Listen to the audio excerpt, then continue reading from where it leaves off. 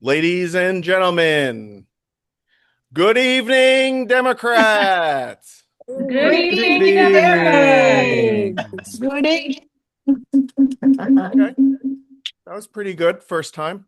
Say it again, John. We'll just leave it at that. No, no, no. I know what they're saying on Reddit. That's okay. We'll just move on. Thank you for joining us, everybody. My name is John Katz. I'm the president of the Santa Monica Democratic Club. We're so excited to be here tonight for the culmination of our endorsement process in this year's local Santa Monica races. For the last several months, we've put these candidates through the ringer. 25 candidates completed extensive written questionnaires. We held well, four debates across four different races. Our members have participated in the process, argued with each other online, thought very seriously about the choices in front of us. And tonight, our membership gets to decide which candidates will earn the endorsement of the Santa Monica Democratic Club through November. Before we begin, I want to personally thank every candidate who participated in this process. I genuinely believe that we had way more good candidates this year than we had available seats. So everyone who put themselves through this process, just thank you so much for doing that. And I know how hard that is to do. I also want to thank both our new members and our longtime members and everyone in between for participating in this process. And I just want to say at the outset, we know that not everyone's going to agree with the outcomes tonight. That's democracy. That's why we're voting. Some of us will be thrilled with the endorsements. Some of us will be disappointed and angry at the endorsements. Some of us will experience both emotions within 3 seconds of each other. That's okay. But I really think that we, as a club, have made real progress this cycle in bridging a lot of the historical divides in Santa Monica politics. And people who have spent years on opposite sides of lots of local fights are talking to each other and working with each other in unique ways. And candidates are engaging seriously with questions that don't always fit into the typical political battle lines. And while we did it, our club has welcomed hundreds of new members in the process. So, whatever happens in tonight's voting, I hope that half of us don't turn away from that progress. If the club endorses candidates that you strongly support, we all expect to see you out there with us this fall doing the GOTV work to elect our candidates. An endorsement only matters if we're willing to do the work behind it, and we can only win with your volunteer efforts. But if some of tonight's endorsements don't go your way, there's still a lot of important Democratic work to do this fall. And we want you to know that we want to support you to do that, even if you disagree with our outcomes. The West Side Democratic HQ is singularly focused on flipping Republican held seats and winning Democratic control of Congress. And we're going to hear much more about that work later tonight and how you can get involved here in Santa Monica, including from several of the candidates who will be flipping the House in November. They'll be on the Zoom tonight to speak with us. Before we get to tonight's endorsements, I also just want to preview what's coming up next month. On August 26th, we'll be back live and in person at the Church in Ocean Park. We'll hear a debate between John Erickson and Brian Goldsmith, and we'll go through all 14 statewide ballot measures and our local measures. It looks like there's going to be at least four. Maybe there'll be some county ones. We'll see. Before completing our endorsements for the general election, there'll be some judges there. We'll tie the bow on the top two results from the primary that we'll be endorsing. Later tonight, while we're voting on the local endorsements, we're going to be joined by Better Neighbors LA, which is working on updates to Santa Monica's short-term rental ordinance to better comply with the Coastal Commission. We'll also be joined by Malibu's own Hap Henry, the chair of the West Side Democratic HQ, for the aforementioned presentation on what Democrats have in store for the midterms as we work to flip the House and Senate. But first, tonight's meeting, before we hear from the candidates, we will hear from our own membership VP, Mike Soloff, for a word about the voting tonight. Mike? Thanks, John.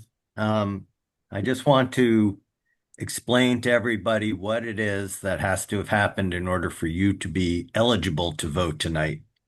There are four things that have to be true, or you will not get a ballot tonight. The first is you have to have RSVP to one of the July meetings. Obviously, folks who are here presumably have done that. But if you know people who are wondering if you have an RSVP to the meetings, you're not going to be getting a ballot tonight. The second thing is you have to have timely paid your 2026 dues to the club. For if you were not a member during 2026, at 2025, I'm sorry, that means you had to have paid 2026 dues by June 15th. If you were not a 2025 member and you pay dues after June 15th, you will not be getting a ballot tonight. Under our bylaws, you're not eligible to vote until 30 days after you've joined. If you're someone who did pay 2025 dues, then you had up until this meeting to pay your 2026 dues. And when we noted people who had signed up who hadn't paid their dues, we sent them an email asking them to do so and giving them the link. But if you haven't done that, you will not get a ballot tonight. Um, Next, you have to live in either Santa Monica or Malibu because the races tonight are only going to appear on the ballots of people who live in Santa Monica or Malibu. Under our bylaws, you can't vote on an endorsement unless the race will appear on your ballot at the election time. And so if you are from our wonderful members who live in Culver City and West Hollywood and LA and Burbank and all of those different places, you will not be getting a ballot tonight for that reason, even if you're a member in good standing. And finally, you have to be a registered Democratic voter in where you're living in that city. And we have checked everybody who signed up. We had told people who we couldn't identify as registered as Democrats. Many people fixed prior errors or the like. But if you're not a registered Democratic voter, you will not be getting a ballot tonight. So I'm telling you this so that you can think about those four things. If you don't meet all four of those criteria, you will not be getting a ballot, and that's why. And please don't then ask us, "Where's my ballot?"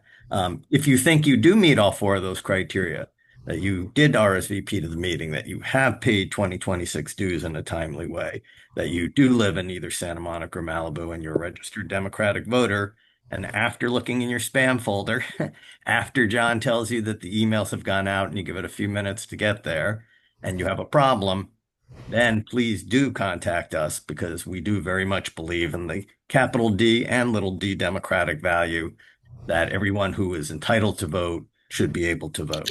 Everybody who's eligible to vote should be able to vote.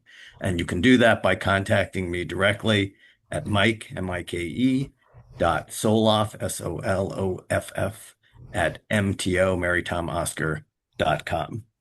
So, we do sometimes make mistakes. This is a volunteer organization.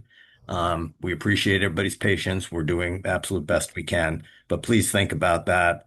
But if you do meet those criteria and you don't get a ballot, then after checking your spam folder, then please email me. Thank you.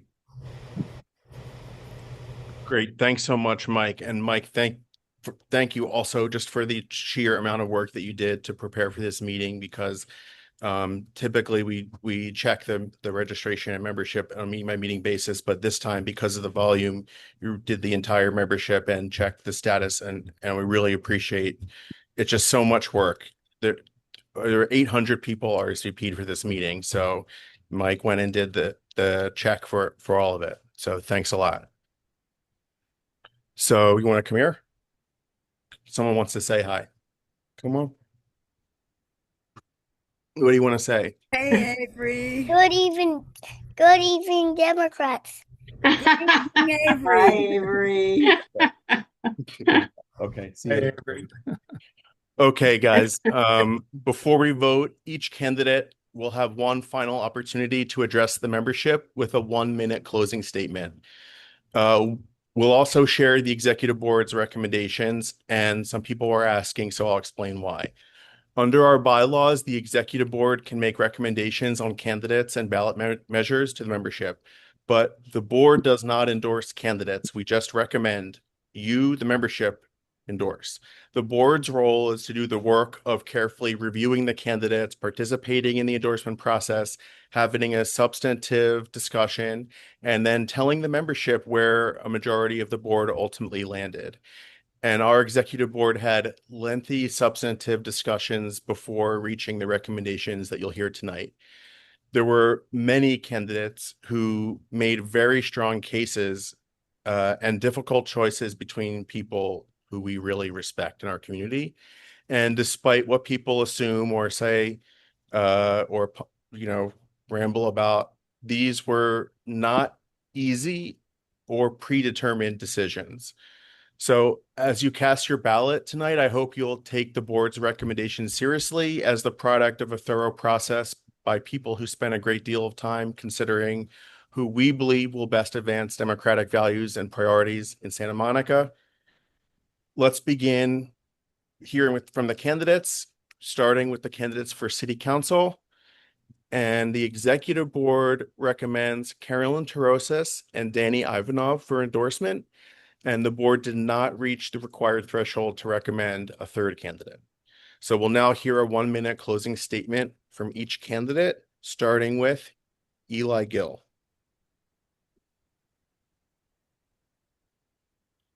All right, am I unmuted?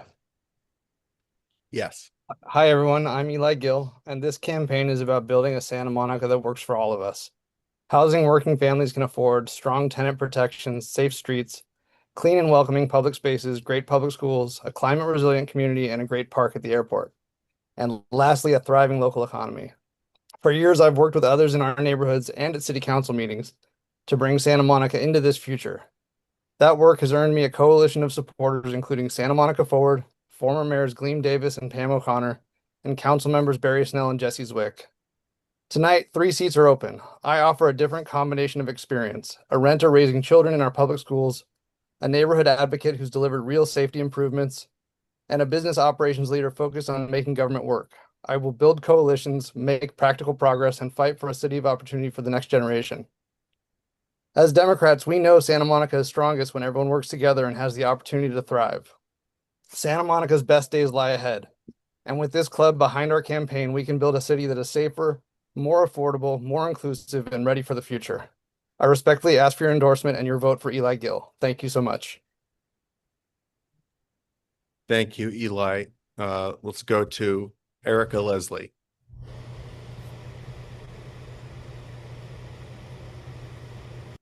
Good evening.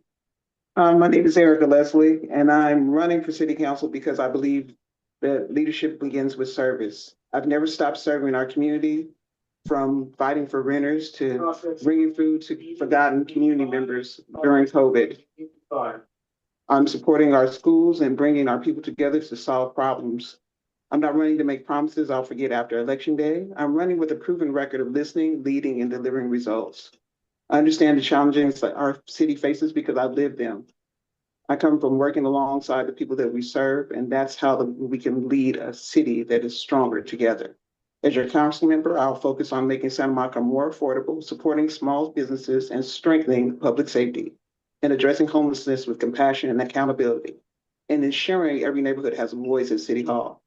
This campaign is about putting community first, not special interests, and together we can build a Santa Monica where families can thrive, workers can succeed, and seniors can age with dignity, and every resident has the opportunity to belong. I would be honored to earn your vote. Thank you. Thanks, Erica. Okay, let's go to Brett Morrow. Good evening, everyone. I'm Brett Morrow, and I'm a Democrat, not just on a voter registration card. You can see it in the campaigns I've volunteered for, the causes I've fought for, the people I've stood beside, and the candidates I've supported. I believe government should make people's lives better. That's why I've dedicated my career to advancing equity, expanding healthcare, protecting consumers, strengthening workers' rights, safeguarding our environment, responding to crises, and making government work. That work has taught me that good government isn't just about passing policies. It's about implementing them well, solving problems for residents, and earning the public's trust through honest communication and meaningful community engagement. That's the perspective I'll bring to City Hall, protecting renters, making Santa Monica more affordable, expanding childcare support, addressing homelessness with both compassion and accountability, creating a world-class great park, and delivering a cleaner, safer city. My name is Brett Morrow, and I'd be honored to earn your vote. Thank you. Thanks, Brett. Okay, now Lana Negrete. Hi there. Thank you, Democrats. Good evening. I did not prepare anything because I want to speak from the heart. I'm sitting in a parking lot outside of the Olivia Dean concert I'm about to see with my daughter, and I bring that up to say that it's about showing up. Even when it's inconvenient, even when it's uncomfortable, I show up for you. I have had the honored opportunity to serve as your mayor last year and to serve these past few years on city council to show you exactly what I stand for. I have lived perspective, and I think I bring that to the dais, and that is something that I think we need across all local elected cities. We need a balanced dais. We need someone like myself who's a mother born and raised in our city, so I've seen the historical differences. I'm a renter living in a rent-controlled unit that is poorly maintained, so I understand those struggles. And I'm a business owner in Santa Monica, serving many of the youth in our city as well through a nonprofit. I am here to tell you that I will continue to stand for you. I will listen to you whether you agree with me or not. I might not have a fancy vernacular to stand up there, but I'll make it easy for you to understand government by keeping doors open, my doors open, and continuing to stand for every resident in our city, whether you agree with me or not. Lana Negrete for Santa Monica City Council, because I am a voice of honest transparency, and I stand with every resident in Santa Monica. Thanks, Lana. Enjoy the concert tonight.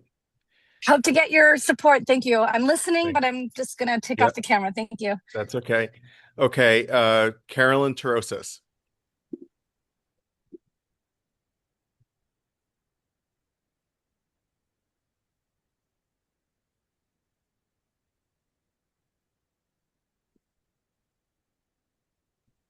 Someone see Mayor. Unmute. Oh, is she on? Carolyn? Okay, we'll just go to the next person and come back. Okay, Ashley Olson. Hi, Santa Monica Dub Club. Thank you for everything you do and giving me an opportunity to speak tonight. I've spent my life fighting for the community and the environment. When AB 1740 showed up trying to get the Coastal Act, I did the work. I wrote editorials. I got residents and organizations together, including this club, until we changed the outcome. That fight is not over. The governor's trailer bill with the same language is still alive. And next month, the Trump administration is coming to Santa Monica to push for offshore drilling, which begs the question why our council would co-sponsor a bill that would weaken coastal protections. Here's the difference between me and some of the other candidates. As a commissioner, I have a voting record of supporting issues this membership cares deeply about, such as the Great Park. Lana Negrete has been standing alone on this council. Excuse me, Ashley, could you? Sorry, Ashley. I just muted the problem. Go ahead, continue. Okay, thank you. Lana Negrete has been standing alone on this council, and she needs support on the dais. I am a fighter and in this for the right reasons. I've never been afraid to take on powerful interests and have a record of getting results. That is the kind of leadership I am ready to bring to City Council. Thank you so much for your time tonight. Okay, thanks, Ashley. And now we'll return to Mayor Terosas. Everyone, can you hear me? Yep. Okay. Hi, everyone. I am at the Annenberg Community Beach House right now. We're at an event to celebrate Wallace Annenberg's life, so my apologies for the bad service. I am Carolyn Terosas. I'm a lifelong Democrat.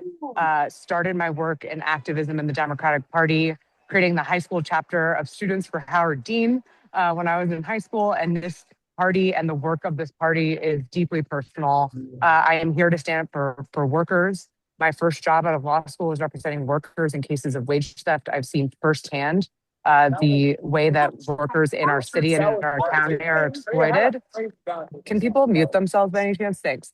I'm here to stand up for tenants as the former two-time chair of the rent control board, making sure that over 70% of the people in our city who turn keys to apartments are protected. Finally, I want to continue the work that we've started. We are unified around economic recovery. Our city is in a moment that we need to capitalize on. We have seen thousands of new visitors to our city with the World Cups. We are about to go full steam ahead on a Coachella-sponsored music festival, Rose Parade, the Super Bowl next year, leading into the amazing hospitality houses and events that we will have for the Olympics. But we need to showcase the best of Santa Monica as both international and local visitors are coming to our city. I am here to do that work. We are making it easier for folks to do business in our city. We are building more housing so that people can live here, work here, and play here. We are truly going to close the airport and build a great park for everyone to enjoy that is going to be an economic driver for the region. And we need to showcase the best of Santa Monica. This city has a culture of innovation, a spirit of being on the cutting edge. We are attracting business back into the city, and we are showcasing the rest of the region what's possible when we do the hard things and we work together. I'm really excited that for the first time ever, we have an MOU with the Coastal Commission. We're very close to getting a local coastal program certified. Carolyn, we are fully sorry, staffed. Yep. Can you Over wrap time? up? We're just about Yep. out of time. Thanks. Sorry, I didn't, and can't see. Fully staffed in our police department, making sure that when people come here, they feel safe, they feel welcome, and it's clean. And I would just really appreciate your support to keep doing the work. Thanks, Carolyn. Okay, next up, Wade Kelly.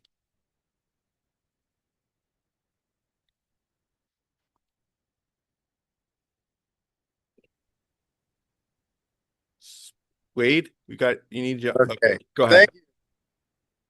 And despite your executive board's recommendations, I hope that most of you believe that people shouldn't be punished for sleeping outdoor while being poor, sleeping outdoor while being poor. You know, now more than ever, we need to show that progressive democratic government is different than conservative Republican government. We need to show it's not just about making money. And I'm not going to raise any money or accept any donations. Any donations I am given, I will continue to give to the homeless here in Santa Monica. I will rely on volunteers and help from the people to stand up for human rights. You know, once again, it is tonight, the question is not why the Santa Monica Democratic Club should endorse me. The question is why the Santa Monica Democratic Club would endorse anyone who criminalizes poverty and homelessness. My name is Wade Kelly, and I'm running for Santa Monica City Council to stand up for human rights. Thank you. Thank you, Wade. And now we'll hear from Danny Ivanov. Good evening, Democrats. I'm Danny Ivanov. This is my home club. This is where I got my start in local politics, serving as VP of Political Action. So it would be an honor to earn the trust and confidence of this group. This campaign is building a winning coalition, from elected officials, Councilmember Ellis Raskin and Rent Control Board Vice Chair Kay Ambrose, to labor unions like IBEW Local 47, to national groups like the Democratic Municipal Officials, and to the recommendation of the current members of this club's executive board, as well as support from former exec board members Michelle Grant, Melissa Goodman, and Raina Kirkland. My skill set as an attorney, perspective as a first-generation American, experience as a public servant on our rent control board for the last 4 years, where I've gained critical knowledge in local government, combined with that broad coalition this campaign is building, uniquely position me to take on our city's biggest challenges: cost of living and affordability, economic development to attract much-needed business investment to our city, and ensuring clean, safe neighborhoods. I'd be honored to earn your vote tonight. Thank you. Thanks, Danny. Okay, next up, Angela Scott. Good evening, everyone. My name is Angela D. Scott, and I'm seeking your endorsement because leadership isn't measured by promises, it's measured by impact. I've been leading conversations, building coalitions, solving problems, and delivering results here in Santa Monica. As a mom, veteran, tech thought leader, and community activist, my work on public safety reform and oversight resulted in a 12.5% decline in hard crimes like aggravated assault. As a member of the Economic Recovery Task Force, I championed the investments of $1.2 million to pilot the Virginia Avenue Park Commercial Kitchen, positioning local entrepreneurs and small businesses for workforce opportunities. In order to bring businesses back to Santa Monica, we need to start at home and invest in ourselves. Barring local residents can still afford to live here. We need to support union workers and also create tomorrow's jobs in health, tech, blue and green economies today. That's why when I'm elected, I'm going to partner with unions, schools, advocacy groups, environmental community, tech, nonprofits, small and big businesses in order to create and scale an economy that provides opportunity for our current and future residents. Because the true measure of a city isn't how well it serves those who already have opportunity, it's making a place where all voices are heard, renters are protected, all community members experience environmental justice with a great park, and everyone can afford to live, work, thrive, and retire here with dignity. I would be honored to earn your endorsement. Thank you. Thanks, Angela. And last but not least, Doug Trussler. Good evening. My name is Doug Trussler. Reflecting on last week's debate, we discussed bike lanes, homelessness, the airport, policing, parking, flock cameras, transportation, and of course, housing. What we didn't focus on is the one thing that every city depends on, financial resources.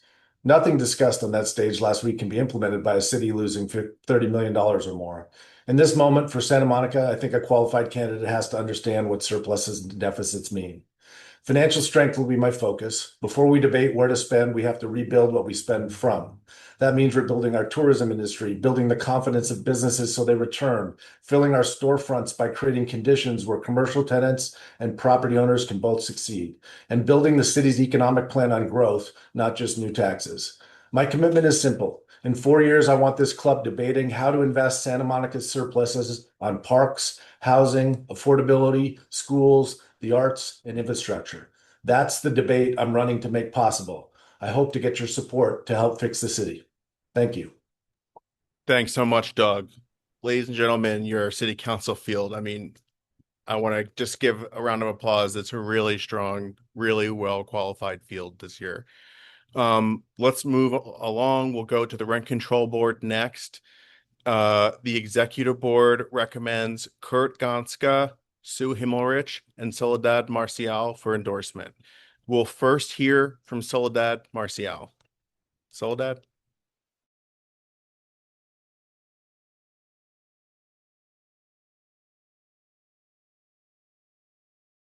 Sorry, you got to unmute first. There you Yes. Thank you. Good evening, everyone. As you know, my name is Soledad Marcial. For years, I've been working behind scenes to prevent eviction and displacement, especially in the Pico neighborhood, and to ensure renters understand and can exercise their rights. My goal is to lead with empathy, protecting our rent control homes while safeguarding the Rent Control Board's mission. I'm excited to expand my knowledge of code enforcement and partner with them to address uninhabitable conditions affecting our tenants.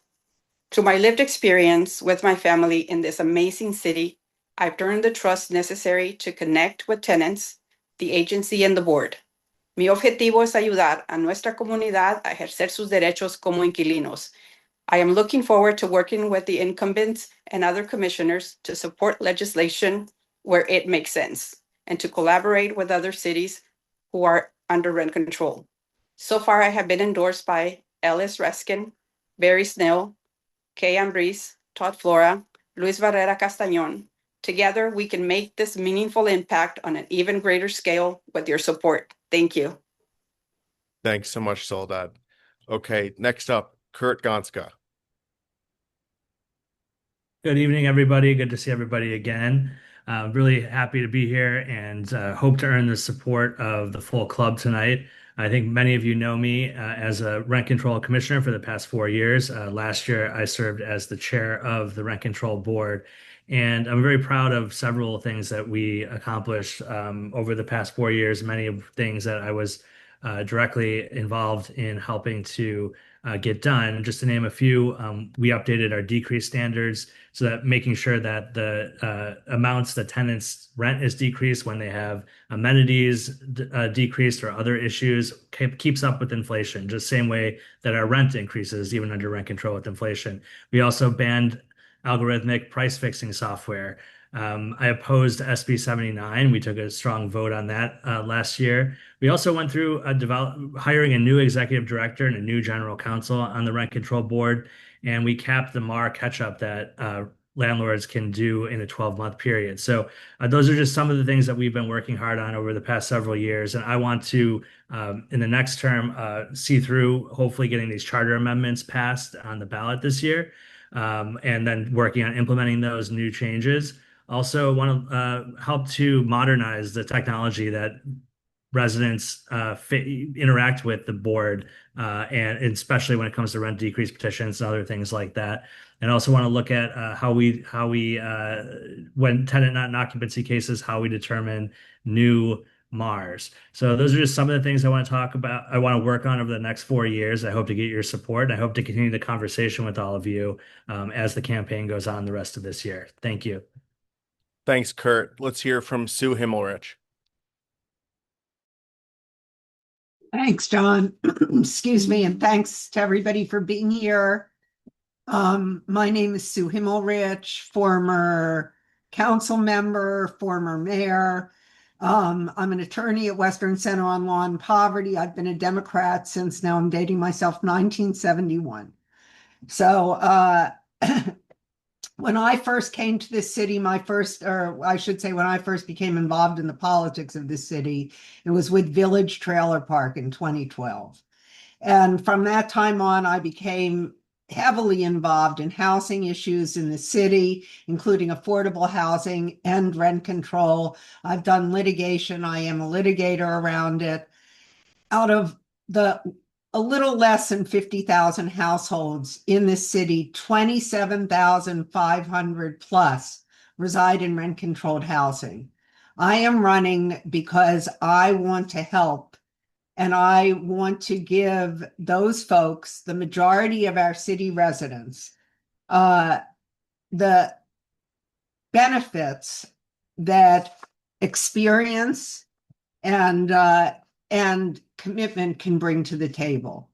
And I hope to get your vote tonight. Thank you very much. And I will be an advocate for all renters. Thank you, Sue. And now we'll hear from Heather Thomason. Hi, thank you. I'm Heather Thomason. I'm a mom, a screenwriter. I live in Sunset Park, and I'm running for the Rent Control Board. I rented for 16 years, and rent control and the stability it gave me is the reason that I could start a family and eventually buy a home here. As I've gotten more involved in this city, I've been volunteering on the SMER hotline, and I want to tell you one quick story from this week. A man called about his broken heater. He'd been afraid to ask his landlord to fix it for years because he was undocumented. He got his papers 2 years ago. He was still afraid. And I got to tell him that is not a just cause for eviction. His landlord has to make repairs. He can petition for a rent decrease. He is protected here. And that's what our laws do. And I want to make sure everyone who's protected knows it and that those protections don't get chipped away. I am so honored to be supported by Denny Zane, Michael Soloff, Zena Josephs, Joe Pertel, Barry Rosenbaum, Tracy Condon, and Leslie Lambert, the very first elected member of the Rent Control Board ever. And I would be honored to have your vote tonight. Thank you. Thanks so much, Heather. Another great field. We really had a tough decision there, but thank you all for running, for putting yourself forward, and looking forward to seeing how that shakes out. Next up, the candidates for the Santa Monica Malibu Unified School District Board of Education. The executive board in this case recommends Lori Lieberman, Alicia Mignano, Stacy Rouse, and Robbie Steinberg. First up, we'll hear from Robbie Steinberg. Hi, my name is Robbie Steinberg. My pitch here is simple. I bring a new perspective and a set of highly relevant experiences that are currently absent from our school board. I grew up right here in Santa Monica. I attended our K through 12 public schools. I know our community and I know our public schools. I currently work for the California State Legislature. I understand the state policymaking process, and I will bring that expertise to the board. Most importantly, I spent the better part of 5 years teaching at a Title I high school in Oakland. I know the classroom. I know the challenges that teachers, students, and parents face. I am personally driven by a belief that public education has the potential to be one of our society's great equalizers, a lever to empower, inspire, and prepare the next generation.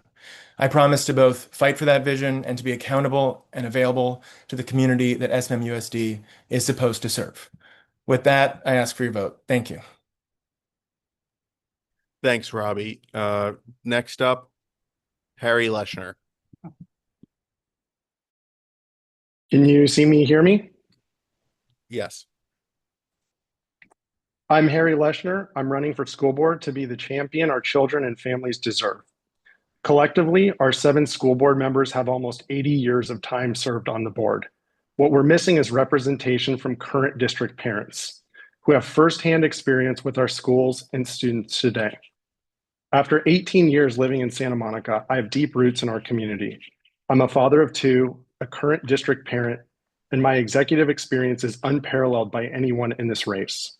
My priorities address our family's real immediate needs. 1, affordable aftercare for all. 2, safe routes to school. 3, green and healthy campuses. And 4, excellent STEM education for all.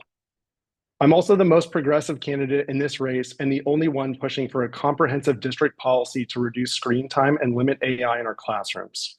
So let's protect our kids and let's affirm our commitment to an excellent public education for all children. I ask for your endorsement and your vote. Harry Leshner for school board. Thank you.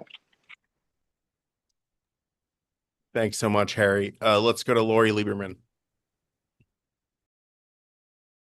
Hello, everyone. I'm Lori Lieberman. I am Vice President of the school board and a proud parent of 2 SMMUSD graduates.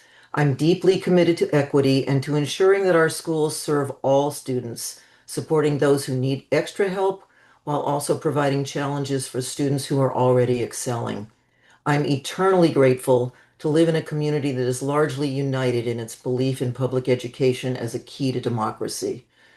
I'm honored to be supported by all of my school board colleagues and to have been endorsed by the Community for Excellent Public Schools, by Ben Allen, Gleam Davis, Joe Pertel, and Denny Zane, and numerous other community leaders who do not always agree with each other, but with whom I have worked over the years. They endorse me because they know I've got the courage of my convictions and I've served our students and families well. They know I work hard. I'm an inclusive, experienced, collaborative leader who believes in fact-based decision making. I hope you will follow the recommendations of the executive board of this club and vote to endorse me as this club has in the past. Thank you. Thank you all for being here. Thank you, Lori. And now Stacy Rouse. Good evening, everyone. My name is Stacy Rouse. I'm a current SMMUSD board member. I've served since 2022, and I'm grateful to have received this club's endorsement at that time. I'm a Malibu resident, and my 2 adult children are alums of Malibu Public Schools, attending their entire school career. And in the almost last 4 years, I've participated and engaged, as I said I would, being a bridge from Malibu to Santa Monica and from Santa Monica to Malibu as well. I am heartened by the generalized belief of how Malibu should be represented on the school board in an at-large election. That's very difficult. I need to have the votes of a community in which I don't reside, but I know cares about my community. So I'm asking for your support at this time. In addition to being from Malibu and have served on the board, I've also served on the early childhood education as liaison for that FDEC.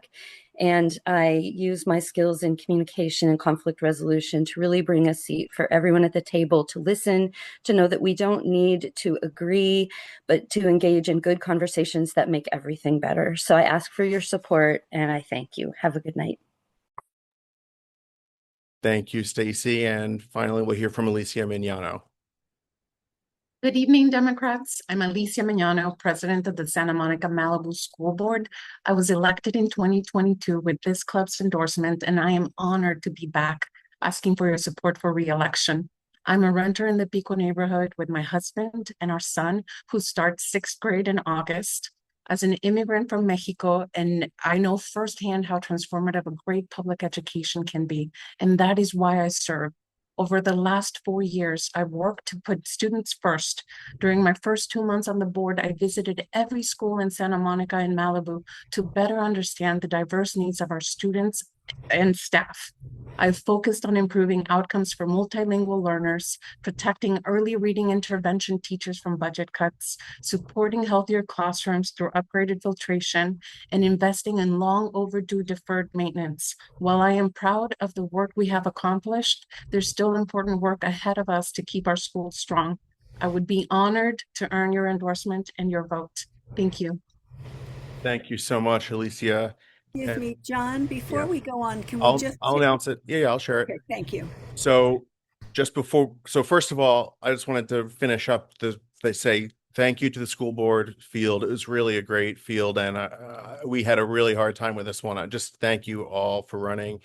To what Patricia was about to say, we've hit the capacity on the Zoom 300. So there's now a YouTube stream. If anyone you know is trying to watch and is not able to get in, I put it in the chat. I'll do it again once now. So just if you can help spread the word about that, because there's a capacity issue right now. People can keep watching it on Zoom, on YouTube, or keep trying to get into Zoom if you can.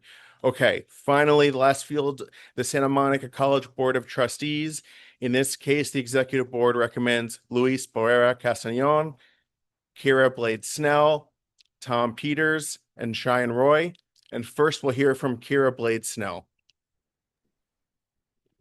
Good evening, Democrats. My name is Kira Blade Snell, and I'm running for Santa Monica College Board of Trustees. I am an immigrant and a first-generation college graduate. My own path to education wasn't traditional. I went in from some community college in Belize to immigrating here in the US to getting my bachelor's degree after age 35, and then getting my master's degree after age 40. All doing this while raising my family and building my business and living in a new country. The journey taught me that every student's path looks different and everyone deserves the chance to succeed. For the past several years, I have put that belief into action as Executive Director of Santa Monica Black Empowerment Association, and I am very proud that I am the founder of the Empower Her Entrepreneurship Program, which as I have done 3 cohorts, and as of today, I've graduated 27 young women, actually of all ages. And I've watched them grow and learn and build their own business. I'm asking for your endorsement today because I'll bring that same hands-on, student-centered leadership to the board. I'll be honored to have your endorsement. Thank you. Thank you, Kira. And now we'll hear from Cheyenne Roy. Thanks so much, John, and thank you to the club. There's so many people on this call, and you've probably heard more from me and about me in the last year than you've ever wanted to in your entire life. And so I'll keep this short. One of the big benefits, losing the state Senate election was really difficult. One of the real positive things, though, is I'm grateful to be able to run for reelection as currently as chair of the SMC College Board of Trustees. And John mentioned at the beginning about the dynamics in particularly the city council race, and the Democratic Club, a lot of new members, a lot of different coalitions that are coming together behind various candidates. And I look forward to using my skill set as a coalition builder to help bring people together as we come out of a very difficult fiscal situation at the college, and additionally, develop student housing, and then, most excitingly, we're going to hire a new college president this upcoming year who will help lead us into the future. And so, the Santa Monica Dem Club is my, home Dem Club. You've always supported me in every election, win, lose, or draw, and I'd be grateful for your support again. Okay, thanks, Shai. Let's go to Oscar De La Torre. Okay, yeah, my video is not working. That's okay. You want to just go with audio for now? Mirror by video, mirror by. Why is it? Okay. For some reason, the. Do you want Oscar? Do you want a minute? I'll have someone else speak. Yeah. Go ahead. Let's go with Tom Peters first. Go ahead, Tom. Hi, thanks, John. I'm Tom Peters, and I'm running to be reelected for the Santa Monica College Board. My wife and I have been renters here in Santa Monica for 20 years, and I've been a Democrat exactly as long as Sue, 1971. I've served in some capacity most of my adult life, starting with serving in the U.S. Army in combat in 1969 in Vietnam. I served as a shop steward for the United Steelworkers, Local 1299 for many years, 10 years as the political director for the Santa Monica College Faculty Association, 3 years as VP of membership of this club, 4 years on the Santa Monica Disabilities Commission, 5 years on the SMER hotline, and I've served the last 4 years as a board member here at Santa Monica College, and I was also the rep for Los Angeles County School Trustees Association. I am serving this year as vice chair of the Santa Monica College Board, and I've recently been endorsed by the Community of Excellent Public Schools. My record speaks for itself. Reach out to me anytime. I was endorsed 4 years ago by this club, and I would be extremely honored to be endorsed by this remarkable club this evening. Thank you. Thanks, Tom. Oscar, you ready to go?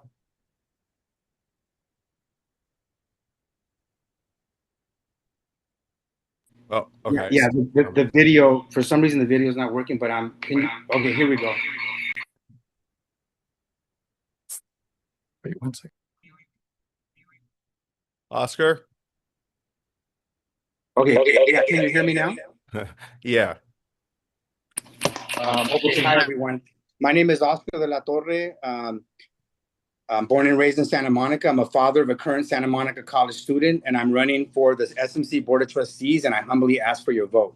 I want to thank the membership of the Santa Monica Democratic Club for your past support. Your support has allowed me to serve 22 years in public service. 18 of those years, I served on the SMM-USD Board of Education and 4 on the Santa Monica City Council. Besides elected office, I served the youth of our community as executive director of the Pico Youth and Family Center here in Santa Monica for 25 years.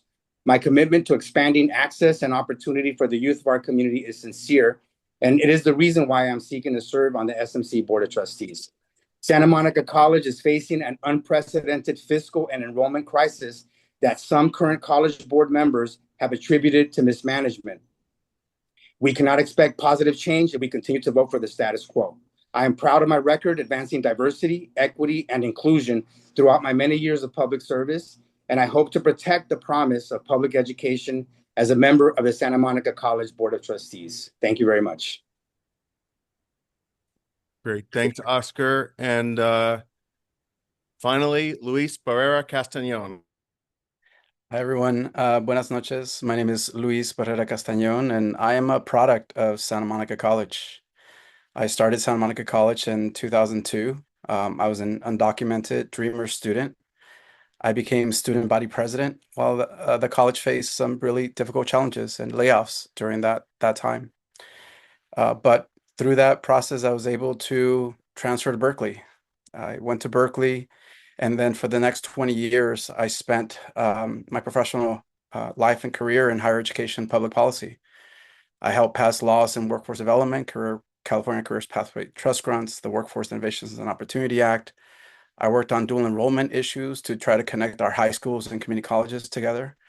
And through all that, I worked in a variety of different nonprofits, rising to the level of strategy officer for one of the largest nonprofits in the country.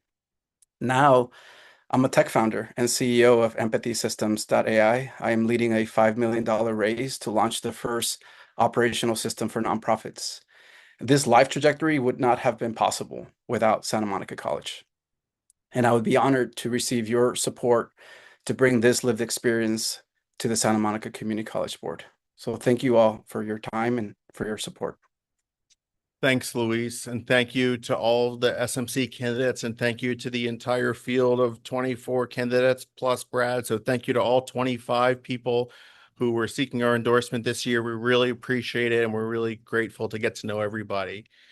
Before we proceed, we have a special guest who has a time crunch. So I want to bring in Hap Henry to introduce our guest here. Hap. Thank you so much, John. And Thank you everyone for being on this meeting. I'd like to turn the introduction over rather, to our friend Dr. Shai Roy, who knows Dr. Richard Pan, who's running to unseat Kevin Kiley in one of our red to blue target districts up in CA6 in the Sacramento, Placer County areas. And with that said, I'll turn it over to Shai. Thanks so much, Hap. And thanks, Dr. Pan, who is somebody I call a great mentor and a friend, and so excited to support him. Dr. Pan is running in one of the most important elections in the country in November, trying to unseat, Kevin Kiley, and him winning will go a long way towards us regaining the House, which is of critical importance in November. Richard not only represents an opportunity to flip a red to blue seat, but he is going to be a great leader up there as well. As many of you know, I've talked so much to this club about how important it is to have healthcare folks at every level of government. And, Richard, as state senator, was a transformational healthcare leader, perhaps the best physician elected leader in all of the country. He led on vaccinations. He's a pediatrician himself. He led on ACA implementation. He's led on so many different things, and they weren't always easy positions, particularly on the vaccination bills, multiple vaccination bills that he helped pass through in Sacramento. And so he's going to take his experience, his courage, his strength up to DC and not just represent a simple, sort of blue, representative. He's going to bring a core of experience up there that's going to really make a huge difference for the caucus. And so with that, there's so many ways for us to support Richard in his race, whether it's through the Dem Club, West Side, headquarters, grassroots headquarters. I think there's going to be a lot of folks in LA who are looking to help organize and help Richard win his race. And with that, I'd love to turn it over to Dr. Pan. Well, thank you. Thanks very much, Shai. And thank you so much for giving me this opportunity to address all of you. I know Santa Monica may seem far away from the Sacramento region where I'm running, where I represent, but first of all, I want to thank all of you because you helped me flip a assembly seat from red to blue. Because what happened is when I first ran for the state legislature, I was running against someone named Andy Pugno. He was the author of Proposition 8 in a safe Republican seat. And with your support, we were actually able to flip that seat, defeat Andy Pugno, ensure that we kept the homophobe out of the state legislature. And that's how I got my start in the state legislature. And I want to thank you so much because I know this club, you guys were there with me fighting, making those phone banks and stuff from down Santa Monica to the folks up in that district. Now I'm running to help us flip the House in CAO6. This is a seat that's currently Kevin Kiley. By the way, you might have seen his name on the ballot because he ran against Governor Newsom when he went to do during the recall. He actually did very poorly, even among Republicans. Donald Trump calls him his MAGA champion. He actually is running as a quote unquote independent, despite the fact his campaign is being financed by the Republican leadership. And of course, he votes 98% of the time with Donald Trump. Now, in terms of what I bring to the table, well, as a physician, I worked hard to not only implement ACA, we got 4 million more Californians healthcare coverage, and I'm going to work toward universal coverage. Kevin Kiley's cutting healthcare for folks, right? I authored legislation to get us $11 insulin, right? When insulin was before costing over $100, right? And that's legislation that I helped author. I worked to get more people food when they were going hungry, and Kevin Kiley voted to basically cut food stamps, right, for people. And of course, he supports the anti-immigrant agenda Donald Trump has, and I authored legislation to provide legal assistance for immigrants. And of course, I'm supporting abolishing ICE because I think that ICE is totally ruined, and we received we've had 3 deaths in just the last week because of ICE.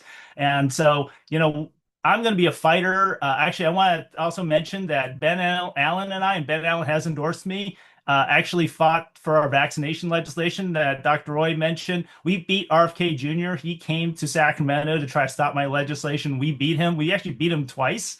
And I'm looking forward to going to DC and beating him again because we can see not only, we have measles outbreaks, we have people getting diarrhea from parasites, all sorts of horrible stuff going on because they don't believe in science. And I'm going to fight for science. So we need to take the House back so we can hold the Donald Trump accountable. We need to beat Kevin Kiley because he is again carrying Trump's water for him and in Congress, even as a quote unquote independent. And so I'm hoping I can count on your help once again. You were there for me in 2010. We flipped the seat. We're going to go and send Kevin Kiley home and win the seat. So with your help. So hopefully, so thank you so much for this opportunity to talk to all of you. Thanks so much, Dr. Penn. I really appreciate you coming by, and we're definitely going to be doing all the work we can with our partners at the West Side Democratic headquarters to do phone banking and all the work that we can, and we'll probably even come up and knock doors in the district. Yay! We can't wait to send you to DC. So thanks so much for being here. Thank you so very much. Thank you. Okay, everybody, we're now going to proceed to voting. I'm going to explain the process here. Then I'm going to introduce our guest speaker from Better Neighbors LA. While I'm doing that, I'm going to send out the ballots and everything at typing in the credit card information behind the scenes. So like within 5 minutes of me passing it over, you should get an email. Sorry in advance, Noah. I might jump in to announce that the email has gone out. Okay, so one last, remember everything that Mike said. You have to be a member of good standing, register for tonight's meeting using the form, Santa Monica resident. When I announce the ballots have been sent, check your email. If you don't see it, check the spam folder first. If it's not there, reach out to me, Mike, or Sean Kaloji, or anyone really who says co-host. If you message them, they should be able to help out to get it to us. Quick explanation of how the endorsement ballot works. For each race, so there's 2 ballots. Ballot 1 is going to have the school board and college board, and ballot 2 is going to have the city council and rent control board race. That's because there are a few Malibu voters who get to vote in the school and college board who can't vote in the city council and rent control board. So just because of that, you'll get 2 different emails, and you'll want to vote in both ballot 1 and ballot 2. For each race, you want to vote for the candidates that you support for the Santa Monica Democratic Club's endorsement. You don't have to vote for every candidate or fill every available endorsement seat. Leaving a candidate's name unchecked just simply means you're not voting to endorse that candidate. You'll also see no endorsement and abstain as options. Those are not the same thing. No endorsement is an affirmative vote saying you don't want the club to make an endorsement in that race. Abstain means you're choosing not to vote on that race yourself. So you're staying out of it. Abstentions are not included when calculating the endorsement threshold. No endorsement is. Under our bylaws, a candidate has to receive the votes of at least 55% of eligible members in good standing and voting in that race to earn the club's endorsement. If additional rounds of voting are necessary, our bylaws allow a round 2 and then later a round 3 on each office. After the first round, any candidate that receives less than 20% of the vote is no longer eligible for subsequent rounds. We'll announce the results of each race live and let you know if any additional voting is necessary. The most important thing to simply vote for the outcome you want. Select the candidates you support for the club's endorsement. You can select no endorsement if you believe the club should make no endorsement, or abstain if you don't want to participate in that particular race. So now I'm going to get the ballot sent to you in just a second. We're going to hear from our first guest. I'm excited to welcome Noah Suarez Sykes. He's here from Better Neighbors LA to talk with us about proposed updates to Santa Monica short-term rental ordinance. Noah, welcome. Yes, I am. Hi, it's so great to be here. John, would you mind giving me sharing capabilities, screen sharing? Yeah, absolutely. Thank you so much. There we go. Okay, I have a nice little PowerPoint. Okay. Should be running there. Right. Okay. Thank you all for having me. My name is Noah Suarez Sykes, and I am the lead organizer for Better Neighbors LA, a housing coalition focused on short-term rental regulation. And there's a really important issue regarding, we all love housing, we all love talking about housing, really important housing related issue regarding short-term rentals in the Santa Monica coastal zone coming up that we wanted to make you all aware of so that you all could talk about it, participate, etc. So with that, I'm going to make this real brief.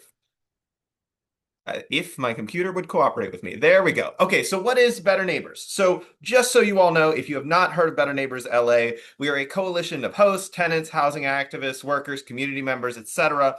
We work to curb illegal short-term rental activity and protect long-term housing, right? So we do a lot of research on the short-term rental industry. We do a lot of, political work around it. We do a lot of organizing work around it. I am the lead organizer. That's my job.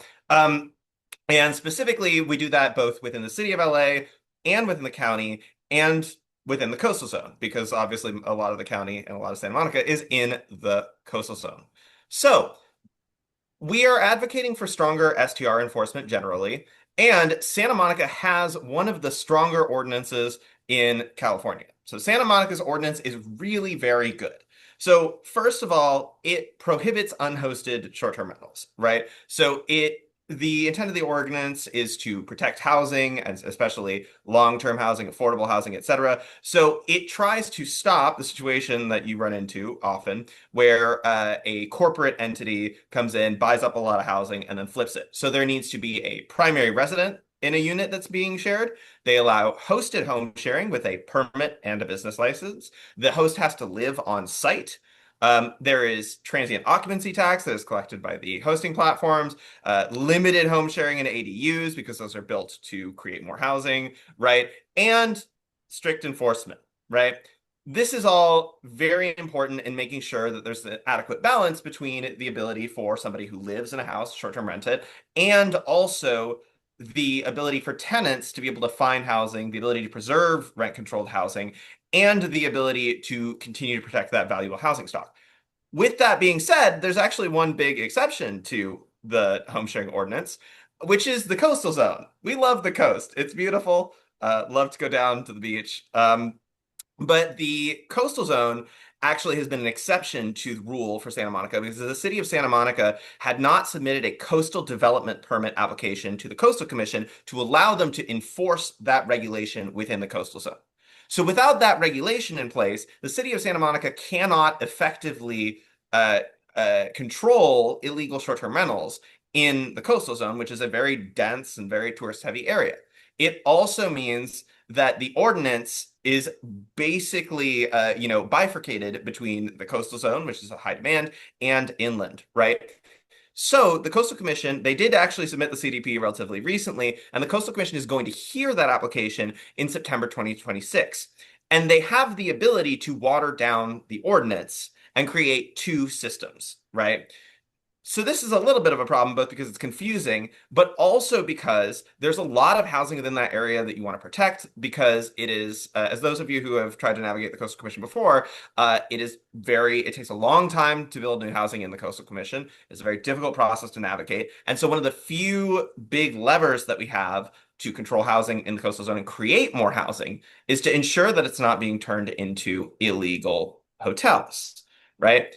And right now, there's a big problem. You can look at this map. All of the dark orange spots are whole home unregistered short-term rentals, right? That's an entire housing unit where there is not a resident that have been taken off the market and converted into an illegal unregistered short-term rental. We also have a number of home shares that are unregistered, which are not an entire housing unit, but they're just unregistered. We have 12 registered home shares within the coastal zone that are fully compliant with the ordinance. And then there are 37 whole home registered that are likely not compliant with the ordinance, but are registered anyway somehow. So this is a really big problem. That's a lot of housing units that are just gone, right? And that are being used basically year round for rental purposes. I know. Sorry to interrupt, but Absolutely, go for it. I just wanted to let everyone know that the ballots are now going into your email, so you should be able to start voting right now. You'll have 30 minutes. Okay, sorry. Keep it going, Noah. No, all good. I love to be present when there's voting happening. Let's go. Exercise your democratic right to vote. All right. So anyway, to get back to it, this is a map of where those short-term rentals are. You can see the huge clusters all throughout the entire coastal zone area in Santa Monica. So why does this matter? Why is this important? Why am I here? So first of all, Santa Monica has been dealing, as you all know, as you all brought up, as I heard on the Zoom, housing is one of the key issues in Santa Monica, as it is throughout Southern California, because I mean, people want to live in Santa Monica. It's great weather. Who's just down there and being like, "Dang, this is 10 degrees cooler than it is in Central LA where I live." Um, but as a result, there is a housing crisis where there is more demand for housing than there actually exists supply. And building more housing is great, but we also need to make better use of the units that we already have, meaning that we have to make sure that illegal short-term rentals are not proliferating throughout the housing stock. Hosted only policies in the coastal zone create visitor access while also not removing a unit from the market, right?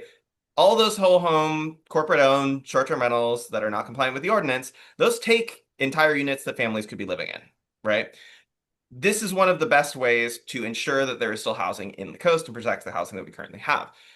Unhosted STRs also make it hard for workers that provide visitor services to live in the coastal zone, so it's hard for them to live near where they work, and cause rent increases. In the city of LA, 2022 study found that the amount of short-term rentals that were just in the city of LA caused an $810 a year average rent increase for every renter in LA. And so Santa Monica is denser, Santa Monica is a little smaller than LA, and so we would expect a greater impact from short-term rentals because of the inelasticity of the housing market. And without that CDP approved, the city of Santa Monica really cannot enforce the law. They can send a warning letter, but they can't fine anybody. They can't really go in and prevent illegal behavior, and registration remains optional. So that law is not able to be enforced in the coastal zone. There's a market within Santa Monica that also makes it so that additional short-term rentals, especially like whole home unhosted short-term rentals, are likely not needed. So number one, there's a 25% hotel vacancy rate in Santa Monica, so there's plenty of hotel rooms available. There is also a short-term rental vacancy rate of roughly 84%. Which you may be thinking, wow, that's crazy high, which yes, we do estimate that at 84. The reason that it is high is because all the short-term rental needs to do an unhosted short-term rental needs to do for its operator is just bring in slightly more money than they would have gotten in from rent from a long-term tenant, which you can do in just a fraction of the time that a long-term tenant would be living there. So I think a recent study by the LA Planning Department found that it was an average of 60 days that people needed to rent to make more money than they would from a long-term tenant. And that's bad because that, again, takes housing right off the market. Additionally, the whole home rentals that currently exist are very, very pricey. So if you compare the registered home shares, they're about $218 a night, right? And the average registered whole home rental is $590 a night, which is a little bit costly. And most of those are 0 to 1 bedrooms. So they're either studios or they're one beds. So they're pretty small. All of this to say that the market does not support an additional huge influx of short-term rentals, and it would be if this ordinance is not enforced, difficult to preserve the remaining housing while also still bringing in TOT and enforcement revenue. So we have some action items. If folks want to help support the enforcement of this really great ordinance, this great progressive ordinance that the city of Santa Monica spent many, many years doing community input on and workshopping, we have a number of different ways to do that. So first of all, an organizational support letter would be great. Would love if you all would sign on to an organizational support letter, and happy to talk more about that. But also written comment at the Coastal Commission. The Coastal Commission meeting will be happening in September, and it will be happening, I believe, the second week of September. So there will be plenty of time to participate in that and submit written comment to the Coastal Commission. And the best thing, of course, is to provide verbal comment at the Coastal Commission's September meeting via Zoom. So Zoom, there's a Zoom link that gets sent out. You just register the day before, and there will be an opportunity to speak before the Coastal Commission and address this issue, support the ordinance, and call for it to be passed unamended. So ideally, the Coastal Commission, this is the first time the Coastal Commission has really dealt with an ordinance this strong coming from a city this populous. So ideally, the Coastal Commission will pass unamended, and we will be able to continue having this ordinance across all of Santa Monica and not just the part of Santa Monica that's outside the coastal zone, continue protecting housing, etc. But we need people power in order to make sure that that continues to happen. So the asking folks to come out and join us at that meeting, asking folks to tell your friends, submit written comment, and would be great to get that organizational support letter from you all, which we will have a template for as well. I do have time if folks have questions. If folks want to raise their hand, I'm happy to answer questions if folks have stuff that they want to say on this. Okay, great. Thanks for the presentation. Let's hear a few questions, and then at some point, if someone is interested in moving to, to take a position of support here, then we can work out the details of what that looks like, whether it's a letter or something later. But Frank, do you have a question?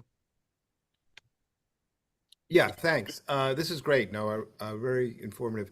My question for you is just sort of a sense that you have that historically, in my recollection, the Coastal Commission has been much more in favor of visitors than people who live near the coast. Is that still the case? And do you anticipate big problems with this? That's a great question, actually. So it has taken many years to sort of move them on the position that, oh, well, any short-term rental is just great. It's just coastal access, right? It's fine.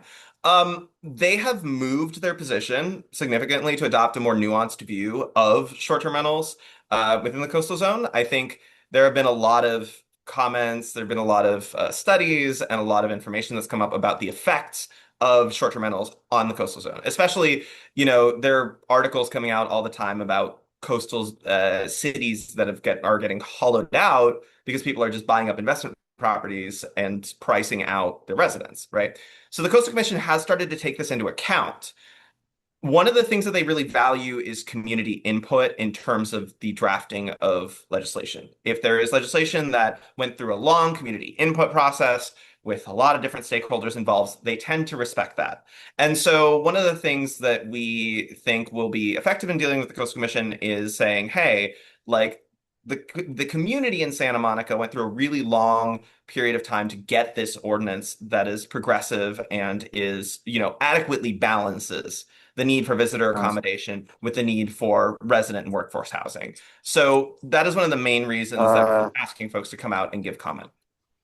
Okay, I mean, obviously, you want to have coastal access up in Malibu, places Yeah. like that through private homes, but they've always seemed to penalize people who live in apartments near cities near the beach and all that kind of thing and want more, okay, thank you. It's good to know Yeah. that moving Of course. and we will, I mean, I think we should do as much as we can to help this. Thanks. Well, thanks, Frank. Appreciate that. I'm seeing from Yeah, Sue. Sue, go ahead. Yeah, I'm sorry, I'm not on screen. I'm getting dinner, but I moved to It's the support. San Monica Democratic Club. I moved to support. Can you hear me? Yeah, Ben, you might Yes, want to mute. Okay. Okay. Yes. Is there a second? I'll second it. Okay. Is that Tom? Yes, I second it. Okay. Tom, second by Tom. Okay. Let's actually let me have Noah stop sharing the screen so we can see Oh, everybody yeah, sorry. here. My bad. No, it's okay.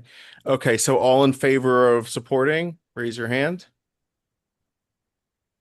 And if you're not a member of the club, please don't vote here. If it gets close, we'll have to, check again.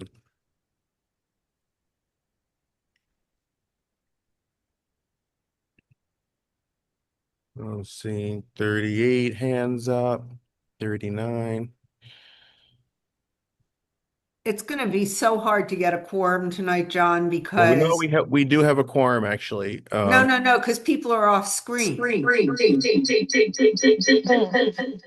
Not don't let need me. we don't need an absolute quorum of the people in the room. We need to have we need a majority of the people voting on this right now. And I see 55 hands are up and counting. Anyone else want to raise their hand? We'll just wait one more second. Okay, we're at 60 hands up here. Sorry, I'm having just a little bit of trouble getting to my voting place. So this is Joanne. So count me as voting yes. Okay, thank you. So we're about 64, 65. So everyone put your hands down. Okay. My hand is up. Not let me. Just takes a second here to get all the hands down. Okay. Okay. Sean, you can you help me complete this vote? Because I want to get some ballots out to some people who didn't get them. Can you just count the no's and then so forth? Oh, they went up. They take the card? Yeah, I give them a Lincoln. We can always drive the other car, just the top's down. Sean, can you just I think the hands are all we need the hands to go down and then you need a call for the no's and abstain. Oh, okay. So if you have your hand up, please everyone bring their hand down, and then we're going to be doing no's and abstentions. So please, even if you're voting no, put your hand down at the moment so that we just clear it all, so that we can vote. I still see a couple hands up. Just a couple. Lori, can you get your hand down? Hap, Maria, Erica. Okay. Sean, you have the ability to put everybody's hand down. Okay, I'm sorry. I should have the ability to do this. Thank you for that. I'm sorry. I'm not as skilled at running the Zooms as John is. Okay, let me see that tool. Okay, so now if you are against this measure, please raise your hand for Maria's hand is still up for yes. already count that as an as an abstention. So if you're a no,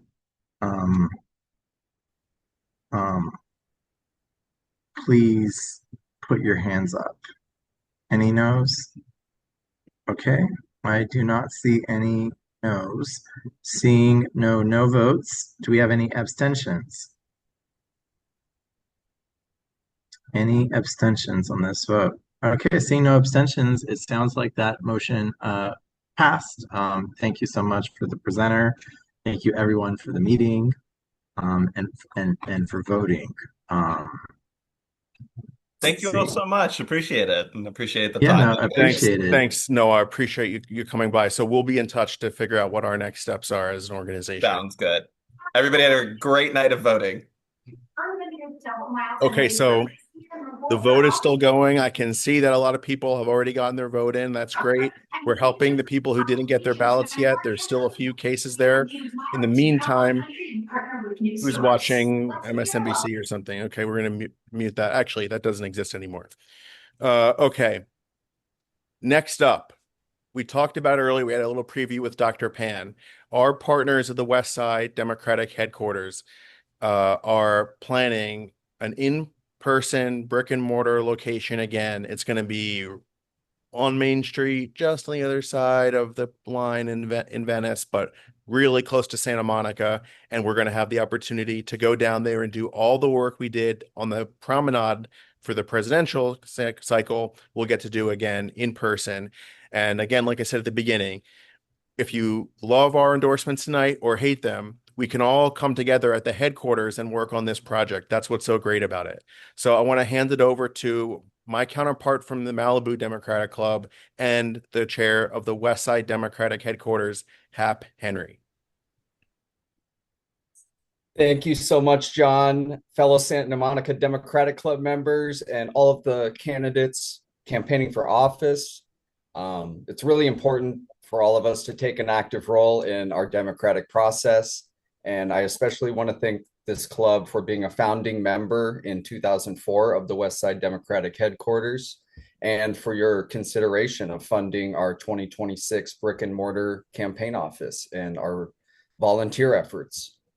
I want to give a special thanks also to the Westside Dem HQ Chair Emerita and one of my mentors for the last few years, Jane Washawn, who many of you are familiar with, who helped run the 2024 HQ on 3rd Street, as well as previous HQ operations.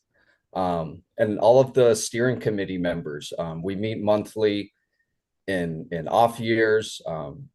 We do year-round work, and I see some steering committee members on, Alec White with Westside Young Dems, Annalisa Swan with Heart of LA Dems and the DNC, Erica Leslie with Santa Monica Dems, Kanan Pruder with Stonewall Young Dems, Michelle Grant with Santa Monica Dems, Sarah Roos with Democrats Allied for Kids Education and Safety LA, and Sean Kaloji with Santa Monica Dems.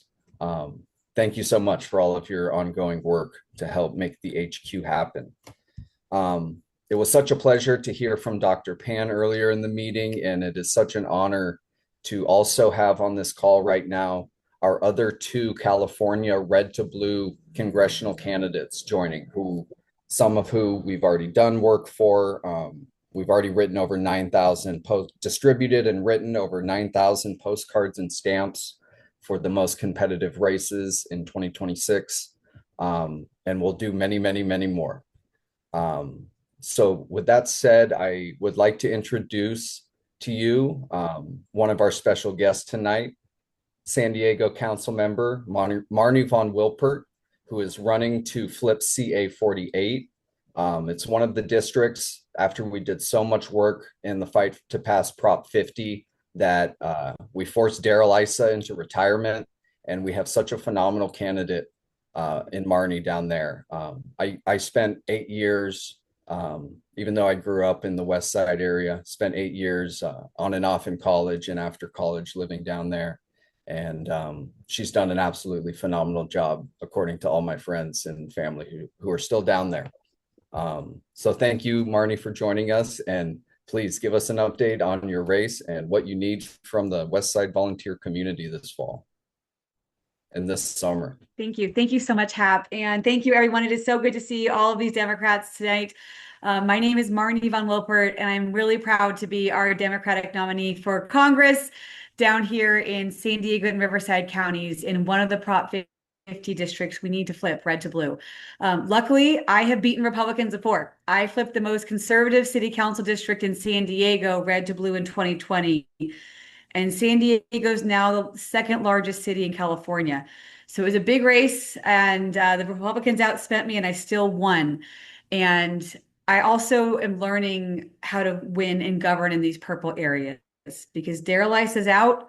But guess what? My Republican opponent has been endorsed by Donald Trump. His name is Jim Desmond, and he is everything Donald Trump wants him to be. So we're going to make sure people know that, and we're going door to door. We've knocked on 26,000 doors already, made phone bank calls. But this is how I'm resonating with voters and how we're going to win.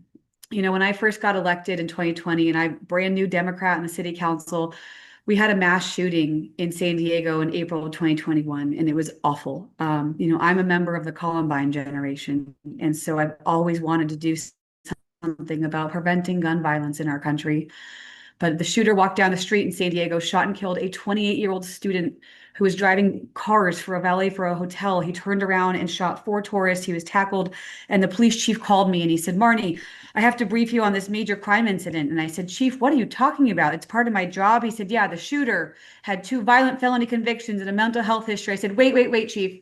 If the shooter had violent felony convictions, how'd he pass a background check in California to get a gun? And the chief said he didn't, Marnie. He had a ghost gun. And he educated me that you could go to a gun store and buy the unassembled parts of a weapon, the slide, the receiver, the trigger bank, take it home, make a gun. It's not registered and serialized, so it disappears in the system like a ghost.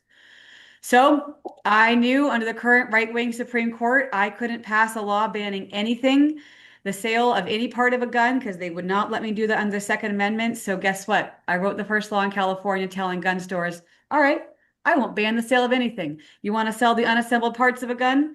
Sell them all you want. Stamp each part with a serial number and make it a registered weapon, just like you would a fully assembled gun. So to get the parts of a gun, you have to pass a background check, just like you would. So a lawful responsible gun owner, no problem. People who want to get around the background check system cannot do that to buy the parts of weapons. And guess what? We signed it into law in San Diego and I got sued.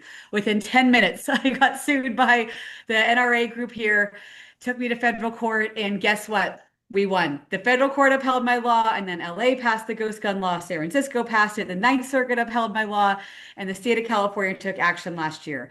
And the way that I did this in my very purple district after winning a competitive red to blue race in 2020 is I brought people into the conversation. I'm sick of politicians dividing us. And I know lots of lawful responsive gun owners who don't want people to shoot a school, a place of worship, an office, or themselves. So my press conferences, I had Moms Demand Action by my side. I had high school students at my press conferences who were sick and tired of hiding under their desks. And I had uniformed law enforcement because the police also don't like being shot on the street by legal guns. And when people saw this press conference, I had Republicans and independents calling my city council office saying, the police support your gun law? And I said, yes, they do. And I got reelected in 2020 with no opponent. And so this is how I'm building the coalition to flip this district and bring in voters and beat Jim Desmond and stand up to Donald Trump.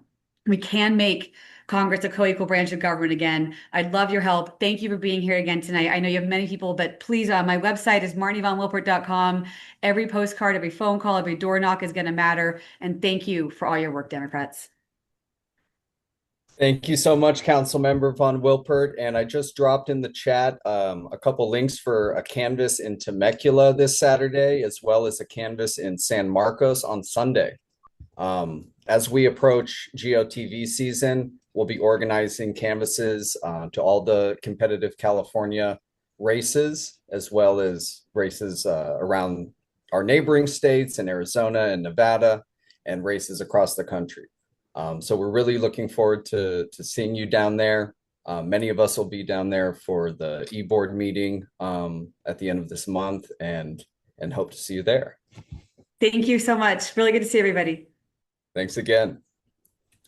Okay, next up, our last special guest on my program of the night that during our voting period here is another red to blue congressional race in California, CA 22.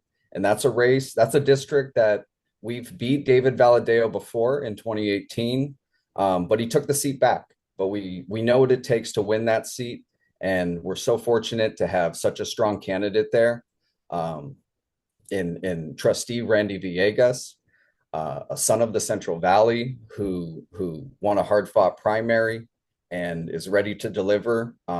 This is a district that has, from my understanding, the highest rate of residents receiving Medi-Cal benefits, and that's been under attack as much as anything under the current administration. So it's so important that we do everything we can and get ourselves up to Bakersfield, Visalia, Fresno, Hanford, and the surrounding communities in the Central Valley to help elect Randy Villegas. Thanks so much for having me, Hap. For those of you that I haven't had the pleasure of meeting yet, I'm Randy Villegas. I'm an educator, an auto repair shop owner, and with your support, your next Congress member here in California's 22nd. And I'm running for Congress because I love the Central Valley. We're the farm workers who get at the crack of dawn to go feed the rest of the world and the rest of the country, even though sometimes we struggle to feed ourselves. Our, energy workers keep the lights on here in this room and all across the country. And even though we work hard every single day, so many of us are struggling to get by. And I know what that struggle feels like personally. I'm the son of immigrants from Mexico, my dad from Michoacan, my mom from Guerrero. I grew up in a working class family, working at the swap meet every weekend and later at my family's auto shop. I was the first in my family to go to college and university, and by the grace of God, got a full ride scholarship to get my PhD. But I came back to the Valley. I became a professor at the age of 25, finished my PhD at 27, and then found myself serving on the school board, fighting to raise our teachers' wages, but not just our teachers, our custodians, our nutritional workers, our bus drivers, some of the first faces that students see every single day, and proud to share that I was able to successfully raise wages by over 10% for both our classified and our certificated employees, all of our teachers. And so I'm running for Congress because the same programs I grew up on, like Medicaid and and SNAP and WIC are all being gutted by this administration to go give more tax breaks to billionaires. Congressman Valadao voted for this big bullshit bill that's going to gut Medicaid by $880 billion in a district where 2 out of every 3 of our constituents relies on it. And the most ironic part is, he has a government subsidized healthcare plan that we pay for. And I think he needs to use that plan to schedule a physical to look for the spine that he's been missing these last few years. But it's because we know that Valadao works on behalf of corporate interests and billionaires rather than working for us.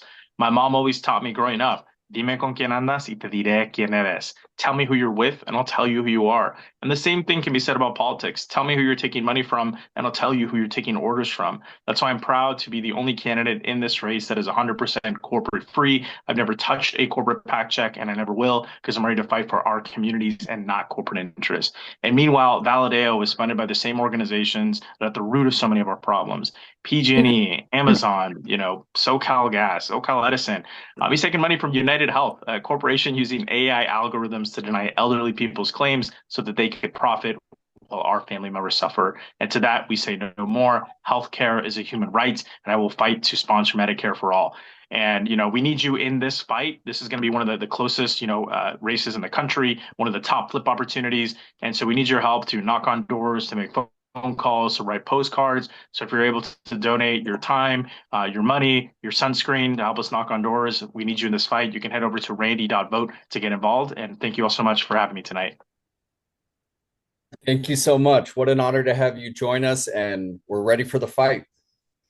We'll be sure to get some buses up there, and we're ready to go. Many of us were up there last election cycle for Rudy Salas, and we know you have the energy and everything it takes to get this done this year. So anything you need from us, please let us know. And again, we're ready, and thank you. Okay. So we just actually got off, Jane and myself and a few others on this call got off a phone bank that we've been hosting every Wednesday for another candidate in California who needs support, who's an incumbent, Congressman Derek Tran. Much of his district is new, and many of his voters need to know who he is and why he needs to be reelected. After the Prop 50, when we got our new districts. And we've been making calls for the last 4 weeks. I'll drop the link in the chat. Our night is Wednesday, but on this link, you can sign up for shifts on any day. Jane, would you like to share a few words about what we've learned in the past month, talking to voters in Orange County and parts of LA County like Norwalk and Cerritos and Well, one of the things that I want to go back to Prop 50. One of the things we learned in Prop 50 was that people are really interested in being heard and listened to. And in the past, when we've knocked doors or we've made phone calls, we've been like, "Hi, is Joe there? Great, Joe, will you support my candidate?" "Nope, yes, okay, you're on to the next call." And so now what the California Democratic Party is really focusing on, and we're working as part of that, the Wednesday night phone bank that we run is through the California Democratic Party, but they're also running a bunch of canvases where it's called deep canvassing or deep listening. And we're much more focused now on having conversations with voters. I think voters are tired of us parachuting in right when we want their vote and otherwise ignoring them and not really listening to what they would like from us, from their government. And so the conversations are really great when we do our phone banking. We're having long conversations with folks about what's important to them, what do they want their congresspeople to do for them, and they really appreciated being listened to. We're getting volunteers. You know how hard it is to get volunteers when you do phone banking. We're getting people signing up to volunteer for these congressional districts through the phone banks because we have the conversation. They feel included. They feel like part of the community. So I really encourage you to try some of these phone banks or canvases. Yes, we are also. So like that's what I walk behind you guys. I saw David, you're not muted. What? Because you keep checking. Thank you. Sorry, I thought maybe somebody had an emergency. Yes, we're also doing lots of postcarding, and postcarding has been really, really useful, especially for folks who no longer pick up their phone. But the number one way to make a difference in a voter's life and to get their vote, honestly, is one-to-one conversation, whether it's at the door, which is number one, but you can only do so many door knocks in a day, or phone banking where you're talking to folks. And the dialer is great. It works really well. And we're having loads of conversations with people. So I encourage you to try it, and we will train you, especially if you come Wednesday night when Hap and I and Karen are running it. But all of the phone banks are really well done. The script is great, and we'll make it. We want you to be successful, so we want you to have a good time with it, and I hope you give it a try. Thanks. Thanks, Jane. And I dropped the link to sign up in the chat. Again, you can sign up for multiple days on there. But if you'd like to see us, and we'd love to see your familiar faces on Wednesdays, sign up for the Wednesday 5:30 to 7:30 shift. And again, those longer conversations we're having now during the summer will really set the foundation we need. And even if voters, most of the time when we make these calls, people are busy and they might only have 30 seconds and they don't have time for a long conversation. But at least when their ballot comes, they'll remember that Democrats cared and Democrats made an effort, and Democrats are the ones fighting for them, their families, their neighbors, and their futures. So who is Westside Dem HQ, and why should you spend your time and dollars and passion supporting what we do and joining our efforts? We are a club of clubs, 16 and counting, that has done organizing and mobilizing work since 2004, an open brick and mortar campaign headquarters in I believe every presidential election other than 2020 pandemic year, and many of the midterm years during that time as well. The last midterm in-person operation was 2018, and we're bringing it back in 2026 this year. Member clubs right now are Culver City Democrats United, Democrats Allied for Kids Education and Safety, Democrats for Israel LA, Heart of LA Democratic Club, the Malibu Democratic Club, Pacific Palisades Democratic Club, Progressive Democrats of the Santa Monica Mountains, the Santa Monica Democratic Club, the Stonewall Democratic Club, Stonewall Young Democrats, the West Hollywood Beverly Hills Democratic Club, West LA Democratic Club, Westchester Playa Democratic Club, and the West Side Young Democrats. And what makes us so strong? We're just a group of volunteers, especially during non-election years. I mentioned our steering committee meets every month, and we're composed on the steering committee of local club leaders from all those 15 clubs plus the DNC. And many of us also are members of the LA County Democratic Party Central Committee. Many of us are on the delegates to the California State Democratic Party and to the Democratic National Committee. We're the ones out on the ground doing the work as volunteers, and we're able to do work like what we did for Prop 50, work like what we did for Virginia and Wisconsin special elections in off years last year, on a real shoestring budget because we have no paid staff. And that also means that every dollar that clubs such as the Santa Monica Democratic Club is willing to donate to our efforts really goes a long way. Not saying it's not important to donate directly to candidates and directly to county and local and state party organizations and the national party, but your money really truly goes a long way at groups such as ours, and we're people we're people in the community. and we're people you can count on. And really what this is about is creating a community space for those of us in our region, to really get to know each other and build relationships, and year after year see those familiar faces and go on those bus trips to the Central Valley or San Diego or Vegas, Phoenix, wherever we end up. It's always so nice, being able to see friends from the previous election, many of whom you may have kept in touch with. And it's a space where local clubs can host events. We can have postcarding, phone banking every day. We can launch canvases out of there.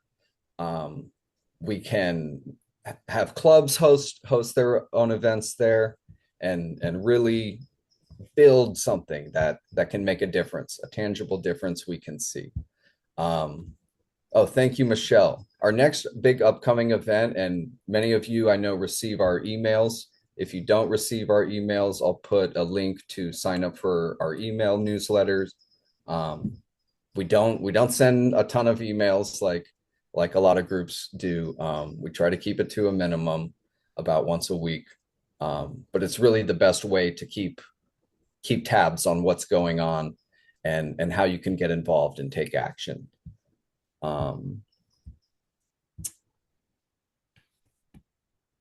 We're all on this call because we are people who care about our communities, care about our countries, care about each other, and we're fed up with what's going on. We're fed up with the status quo. We're sick and tired of Republicans ruining everything we care about and everything we've worked hard for in this country. And we're ready to do something about it. So we have right now on our competitive race list about 36 House races across the country that are going to need our help, as well as 6 red to blue Senate seat flips and 3 Democratic Senate seats that we need to expend efforts in defending. So we have our work cut out for us. We're going to be spread thin, and that's all the reason why we need all hands on deck.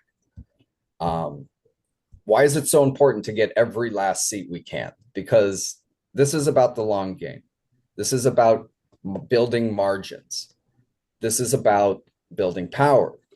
This is about delivering change. And we do that by getting the votes in Congress necessary in 2 years when we take back the White House. So every single last vote, every single last phone call to a voter, every last knock on a door makes a huge difference. So many of these races are decided by a couple hundred votes, like we saw with Adam Gray up in CA 13. Congress members Gray and Tran really had hoped to join us on this call as well tonight, but they're hard at work in DC and it is late there. So I just wanted to quickly mention that they wish they could join us this evening. Okay. I want to commend Hap Henry. He's one of the best filibusters in the business. I'm sure everyone's wondering why Hap has been droning on for the last few minutes. So first of all, I was tallying the vote. So first of all, thank you, Hap. Thank you, Jane. Thank you to everybody for participating. Thanks for our guests for coming. We'll probably have more time to talk about it because we're going to have some round twos here, and I'm ready to share those results with everyone.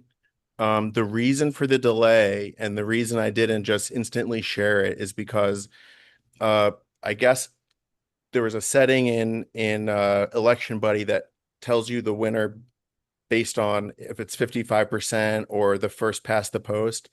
And instead of giving me the correct tabulations, it gave me the wrong percentages that made it look like nobody got enough votes. So we do have people here that are about to get announced as endorsed. We're also going to have round twos, but I had to get a calculator out and do the math to make sure that we announced the correct information. I definitely did not want to reveal the wrong information, and the percentages you're going to see on Election Buddy are out of the wrong denominator because everyone got to vote in multiple candidates. So therefore it's like 900 people voted instead of 300 people, if that makes sense. So I'm going to walk us through it. I promise it will make sense in just a second, but I just want to make sure that when you see the numbers, you understand. And I will tell you what my calculations. Remember, 55% is the threshold for getting endorsements. Okay. So for the school board, we'll start here. So again, the percentages are incorrect because it's calculating out of 894.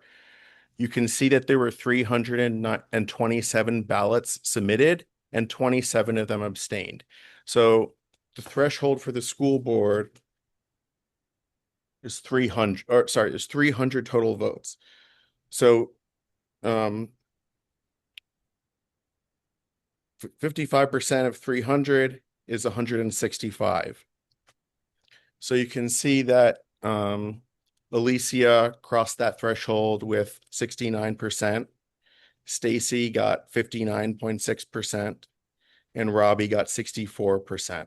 So Lori is at 53.6%. And if anyone wants to check my math, please do. Like, I just did the math as best as I could here. If anyone wants to take a look at this, but the denominator is 300.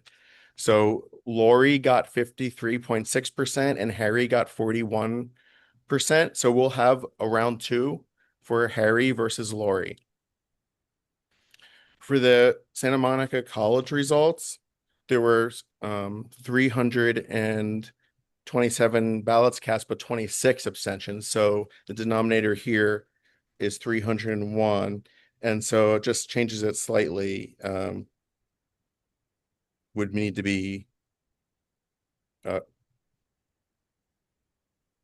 166 votes in this case. So in this case, Luis got 67%, Oscar got 25%, Kira got 56%, Tom got 64, and Shai got 72. So these are the numbers I'm saying are preliminary. I'm going to double check the math tomorrow. The official numbers are these numbers that you're seeing are the official numbers. Plus, I'll reiterate the percentages in the email tomorrow. This is what I'm saying. So let's start on this page. We want to congratulate Alicia, Stacy, and Robbie, Luis, Kira, Tom, and Shai. We're going to hear from them and congratulate them because we're going to have round twos in a minute, but congratulations. Now onto the other page. So in this case, there were 351 ballots submitted and 0 abstentions in this race. So with 351, the threshold would be 194 votes needed. And the threshold of 20% would be 71 votes needed. So with that in mind, the percentages that I have tallied here are that nobody is above 55% right now. The highest vote getter, as you see, is Lana. She has 181 votes, which translates to 51.5. And then we have Carolyn at 46.7. At Doug is at 44%. Ashley's at 43.6. And I have Brett at 23.9 and Danny at 20.7. And Eli, unfortunately, is below that threshold at 14.2%. So, and I'm sorry, I'm sorry to Erica and Angela and Wade. I did not get the percentage, but it's clearly below 20%. And so for that one, we'll have a round two where we'll eliminate Eli, Erica, Angela, and Wade, and everyone else will be on the ballot still. And on the rent control board, we have nobody's nope. Heather Thomason is above 55%, so she's endorsed here.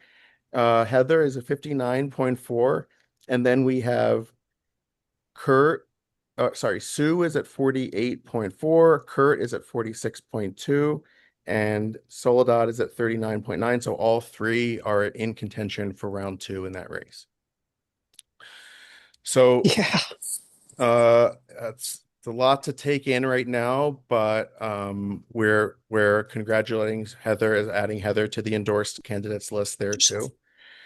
Okay, so the next plan is we're going to go to round two, and I have to put the ballots together. So I'm gonna pass the chair role over to Sean again. And Sean, can you take us through the candidates that we just mentioned who got endorsed and invite each of them to say hello? And to the candidates who are going to be on the ballot, who I just said, you might want to contact your supporters and everything, and we'll take it from there. Okay. Okay. So let's start with school board, if we don't mind. Can we have the school board candidates queue up that were Well, just endorsed, including Alicia? Is she here? Alicia?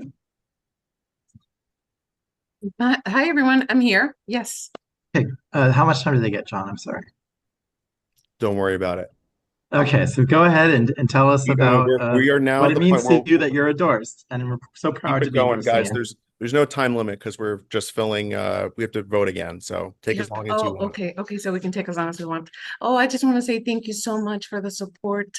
I love this club. One of the first things that I did when I moved to Santa Monica was sign up for the club. And John Katz came and did a little training to go door knocking. And so to have the endorsement of this club means a lot to me. Thank you so much for everybody, everyone. And then a shout out to Hap and Jane who work on the, if you can volunteer to do some phone banking for other Democratic causes, please do. They do great work there. Sign up for the phone banks. Anyways, thank you so much. Have a good night. Yes, thank you. Thank you so much. Stacy, are you here? I'm here.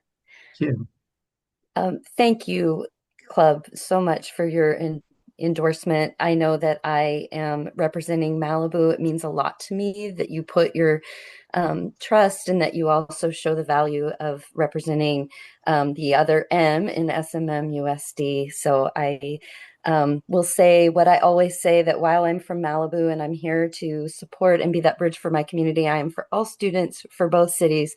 I care very much about serving all of our students and the communities. So thank you so much.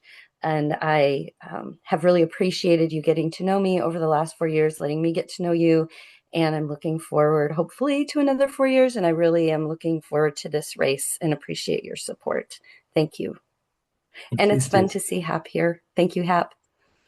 We're proud to support you, and we're proud of our Malibu community coming out to support as well, and our partners.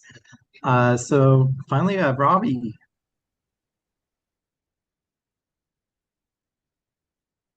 Hi.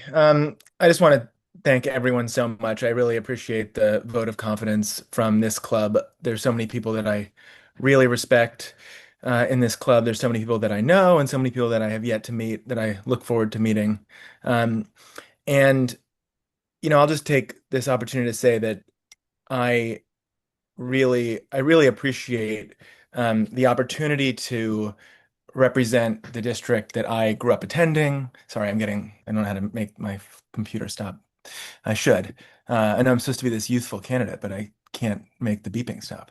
I really appreciate the opportunity to attend, to be a representative of the school system that I attended, to be part of a district like SMMUSD again, and to represent our teachers, our classified staff, our students, and our parents. And I just want to note that, I said this briefly in the 1 minute, but I think it's so important to make sure that I'm accessible to all folks in our district. And that includes this club, but it also includes all the different organizations that I've been meeting with, the different groups that represent groups of people, and as many individuals as I can. And I know there are all sorts of opinions on all sorts of different issues, but I really take it seriously to work with everyone on this. And I know some of you saw me here talking about a particular piece of legislation for my boss a while back. And I'll just note that, I really take the kind of civic engagement that we do here seriously. I think in the case of that whole that whole engagement, I hope people know that I was able to take the feedback we got and make improvements with a whole range of stakeholders, many of whom are here. So I really appreciate that. Um, you want me to keep talking? I can keep going. Uh, yeah, I You guess. can you can, or we can come back to you and get we got the college board as well. So go on. Yeah, I mean, I'll say one more thing, I guess, which is that I really appreciate the five folks who are running. I guess I should say four plus myself for school board. I do think that as a new member, someone, if I'm so lucky to be elected, as someone who's only yes attended the schools and been a teacher, having a person with a lot of experience means a lot to me. And so, I have leaned on Lori in our conversations as a guide to everything that's happened in the district. And I think, there gets to be a nice balance with the experience that someone like that brings. And I've had great conversations with a whole range of people, with Stacy, Harry, Alicia, and Lori. So really appreciate everyone's commitment and this club for having me. Thank you. Thank you so much. Now on to our college board. I see, Craig, you have your hand raised. Did you have a question? Maybe it was not intentional. Okay, so on to college board. Who do we? I do have a question. Oh, yes, go on, Craig. Obviously, if the person has reached the threshold in round two, they won't be on the ballot. Am I correct with that fact? It, it, Yeah, I don't know what you mean folks, by we're taking threshold. off If they've, Heather, we're taking off the endorsed candidates, so it'll just be the people between 20 to 55%. Now, what if we fail to reach the threshold in round two? That may happen. Then we can see what the math looks like, and if there's a reason to do a round three, we'll do that, and if not, we'll move on with our night. Got it. Thank you. Thank you, Craig, for the helpful questions. All right, on the college board, and John, I mean, if you want to interrupt, if we're ready to launch the next poll, I mean, feel free to jump Thanks, I'm in. working on it. I'll let you know. I'll let everyone know when it goes up. All right, do we have Tom or Louise? I'm here. Hi, All Sean. right, let's go ahead, Tom. Yes, I really want to thank the club. It's amazing. And I want to congratulate John and the rest of the executive committee for the turnout. It's just incredible that 300 people showed up to this meeting, and I thank them all for being part of the process. And I really appreciate the endorsement. It means a lot to be able to run in this election to get their endorsement. And I look forward to, I'm trying to get elected because I'll be the chair of the board next year when we have a new president. We have a lot of work to do coming off of where we were at, starting last February when we had to vote on the cuts. And when I said in my speech earlier that anyone can reach out to me, during that rough month, we received a lot of email, and I answered every one of them as honestly and personally as I could. So I mean it when I say reach out, because I really do think that's part of serving the community.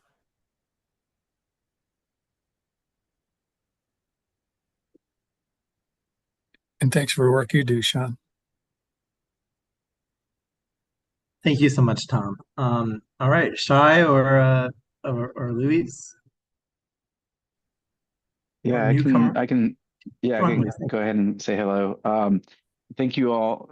Thank you so much for your support. This is my first time doing this, and I'm just really honored by this opportunity. And again, congratulations to the club, the executive board, just everyone here for being part of this democratic process. I really look forward to getting to know each of you. Like Tom, I am, my door's open. I'll put my email in the chat here. I welcome the opportunity to meet with anyone. I do have some free time, so very happy to go on a walk, grab a coffee, grab a tea, but just really I look forward to meeting you all and anyone who wants to talk about the college, higher education. If you want to talk about AI, I'm that person as well. But really look forward to continuing the conversation and to meeting as many as you as I can as I move forward in this journey. We have an incredible college, and I say that with experience. Our alumni are in every corner of the world. We are truly an international community when it comes to our jewel in our community. Our programs are incredible. Our just so many great things that are award winning within our community here at the community college. Our staff, our faculty, our managers, our students are all incredible humans, and we should try to provide the best wages, the best working conditions, the best culture, the best benefits, right? The most classes.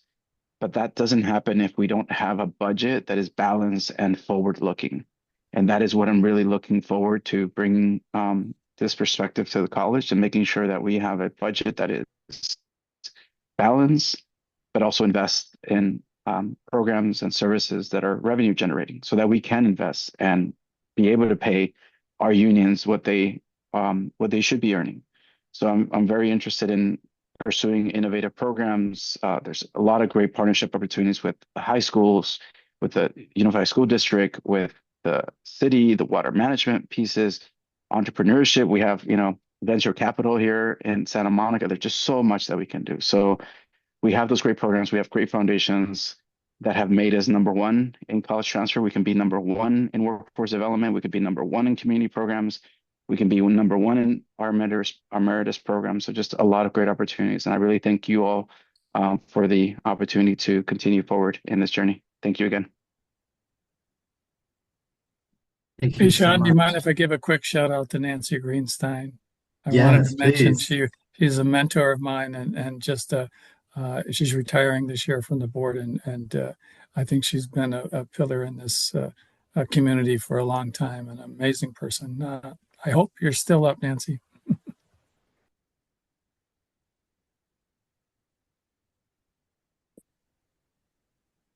Tom. I go? Do we have a Shai or Kira? Yeah, I can.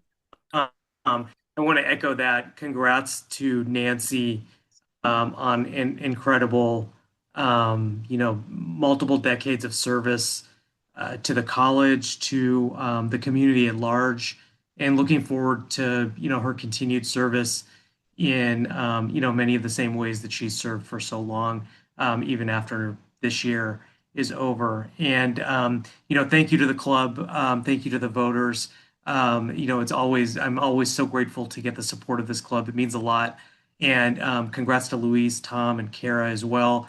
And as most of you receive another ballot, for some other races, I just want to put in a plug for Mayor Carolyn Terosas. Carolyn is the hardest working elected I know, including me. I don't know anybody who works harder, 24/7 on behalf of her constituents than Carolyn. And I think it's really important that the club stands with Mayor Terosas, as she goes for reelection in November. She's an incredible gift to the city of Santa Monica. Not everybody agrees with everybody on everything, and that's true across the board, across our coalitions, across these candidates. But I know that Carolyn goes in to every decision with integrity, really thinks through things, and she listens to people, and then she makes a decision that she thinks that benefits the most people that live here in Santa Monica. And so she deserves the club's support, and I hope that you. Okay. Sorry, I think we Thank you. have to be careful because we're about to go into discussing the candidates, so I don't want to give her too much extra plug. We're ready with the ballot, so I want to give all the candidates their surrogates the opportunity to speak. So let's start. with the school board race. Lori, do you have people you'd like to designate? Um, I would like to speak. Before you do that, Kara didn't get to speak. Oh my God, I'm so sorry, Kira. I'm so sorry. Yeah, I think we It's should okay, finish it's up Heather, college okay. no, no, board. no, I think that's a fair point. no, and Heather too. I'm really sorry to Kira and Heather. Sorry. Let's No, finish it's this. So I'm okay. really I sorry. was saving Kira's last on the college board because she's done such amazing Yeah. community service, and we're excited that she's going to be taking on, hopefully soon, with our support, this role in college board. Kira, thank you so much for I'll be running, and very, very let's brief, you hear about it. guys. Yeah, And but Heather needs to speak too. Yep. Yeah, we will make sure they both do before we vote, okay? That was my mistake. I was getting excited, but let's hear from everybody first. it's okay. Thank you so much, John and Sean. I just want to say thank you to the Dem Club. Thank you, everyone here. I'm excited. This is my first race. Congratulations to the incumbents.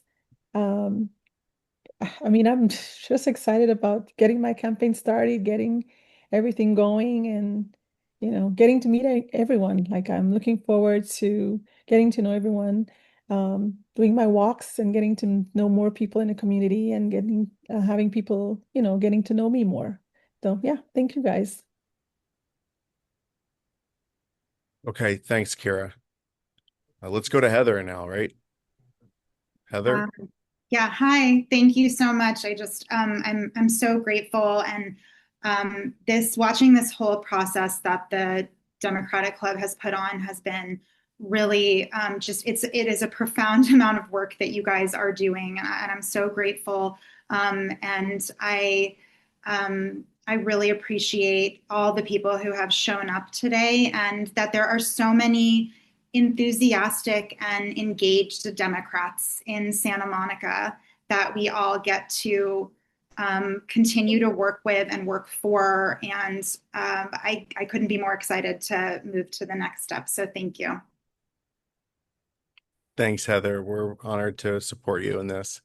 Okay. Now, let's move on to hearing from our candidate surrogates because we do want to go to round two. It'll take a while to do this. So let's start with the school board, and Lori told me that she would like Alicia to go first. And just before we do, I'm going to be pretty strict about the 1 minute because of the hour. So let's keep it going, and we'll go to Alicia first. Go ahead. Thank you, John. Thank you, Democrats, for supporting me for re-election. I want to ask that you support Lori Lieberman.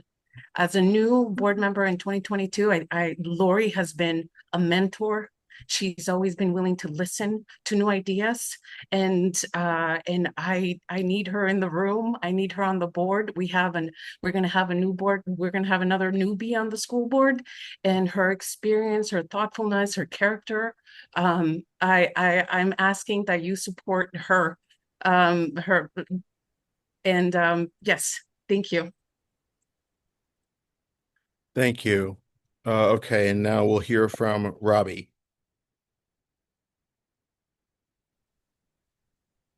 Right. Oh, I think. Go ahead. sorry, pardon me.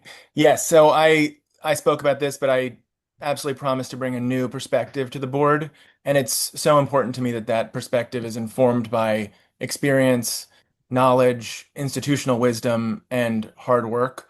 Lori works really hard. I know that there are people here who might not agree with her on everything, but if you have worked with her or interact with her, you can see that she is so competent and knowledgeable. And as a brand new board member, it's so important that we have that institutional knowledge and the wisdom that comes from someone who's worked so hard on these issues for so long. And I actually really like all five candidates, so this is a hard position for me to be in. But as a brand new board member, I really feel like it'll be my responsibility to serve our community well, and that comes with the knowledge and institutional wisdom that Lori Lieberman brings to this. And so I would ask you to support her for this, just for the kind of quality of the whole board going forward. Okay, thanks, Robbie. And now we'll hear from Harry's two surrogates. First up, Brian Sweeney.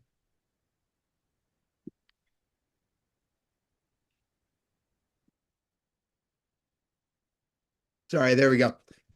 Hi, everybody. My name is Brian Sweeney, and I'm speaking in support of Harry Leshner. I've had the pleasure of getting to know Harry as a fellow parent over the course of the past year, and I could not more enthusiastically endorse him.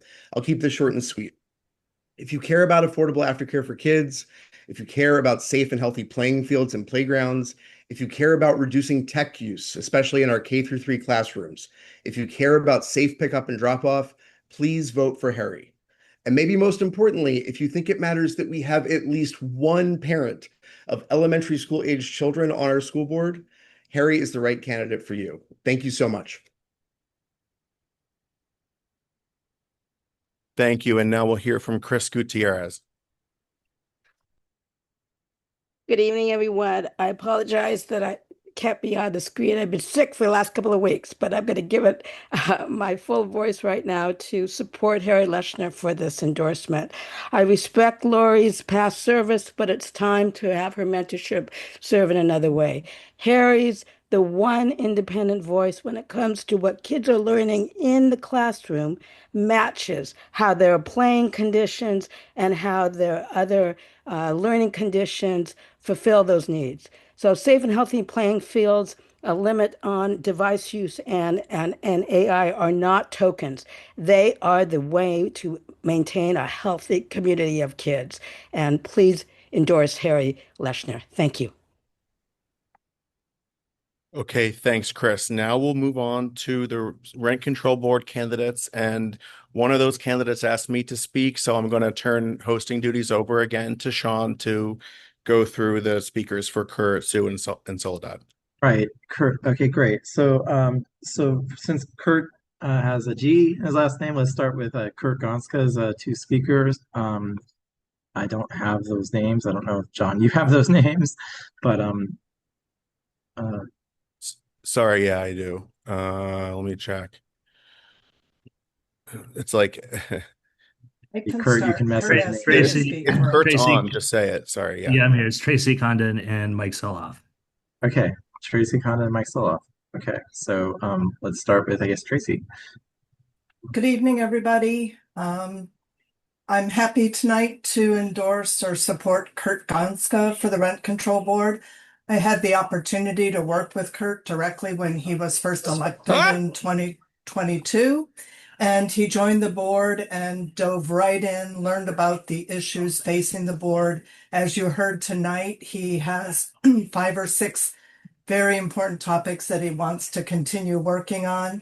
And being an incumbent and having 4 years of experience on the board will be very, very valuable in this coming 4 years, since we know we will have 2 new rent board members. So please join me and support Kurt in this next round. Thank you.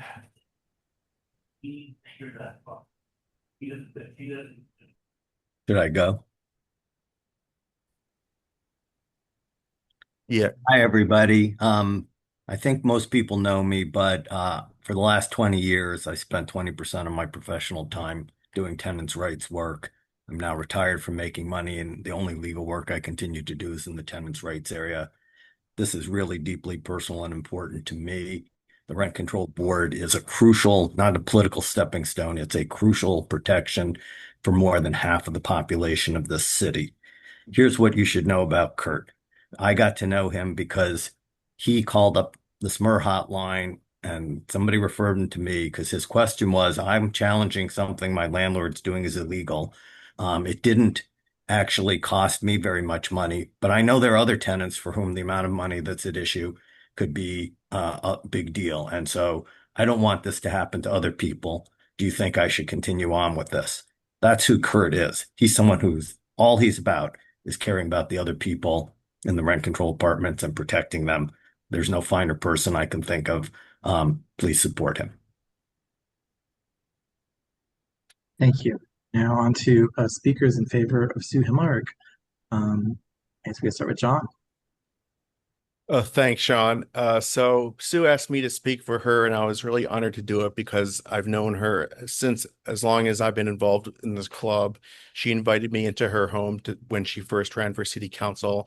I've gotten to know her, and I've gotten to know Mike and, of course, their dog, Katie, very well. The reason that I think we need Sue on the rent control board, after all she's done on city council, There are a lot of people on this call who disagree with Sue on some things, but the area where we all have agreement is when it comes to the issues that the rent control board touches. And Sue Himmelrich has been a champion on those issues for renters and tenant protections in her professional career while she was on the city council and in her personal life as well. I've seen the type of work that Sue does for the city, and we should consider ourselves honored that Sue is willing to step up. Some might say step down, but I don't see it that way, and neither does Sue. To go to a role like this and put in the work for Santa Monica, I really think this club should endorse her. Thanks. Thank you. And for Soledad, Sorry, I think I get to another speak for Sue too. another one. Okay, Mike's still up. Okay. Go ahead. So obviously, I'm the most biased person in favor of Sue on this call, since if anybody doesn't know, I'm her husband. But I'm also the person who knows her better than anybody on this call. And the only reason Sue wants to be on the rent control board again is to serve and protect the 27,500 renter households in the city. She brings a passion for it. She brings her skills as a lawyer. She's someone who, before anything about politics, was representing tenants and fighting for their rights across California. She's great at mentoring younger people, and I think she would be a terrific addition to the powerful incumbents we have on the rent control board. Please support her. Thank you so much, Mike. On to speakers in favor of Soledad. I can go ahead and start here. Hi, everyone. This is Santa Monica Councilmember Ellis Raskin here. I'll begin by saying that Sue and Kurt are friends of mine and also folks who I've endorsed in this race. And we have three really fantastic candidates competing for this last spot. But I'm especially proud to speak in favor of Soledad tonight because Soledad is somebody who's been fighting behind the scenes for tenants' rights in the Pico neighborhood for decades and is stepping up, not for glory, not for public enrichment, not that anyone is, but because she truly believes in the work and she truly believes in building a better community. Somebody recently asked her, "Why are you running for this job?" And her answer really impressed me. She said, "I'm running because I'm already doing the work." She's running because she truly believes in the value of building a community that is equitable, inclusive, and affordable for all Santa Monicans. Recently, she's been working with me and my wife, Gambrice, who's the vice chair of the Rent Control Board, to learn the ins and outs and nuts and bolts and the day-to-day work of being a Rent Control Board commissioner. And she's dedicated to working to build a better community for all people. She'll be an advocate, and she has the trust of the community. And I hope that you'll join me in supporting her today.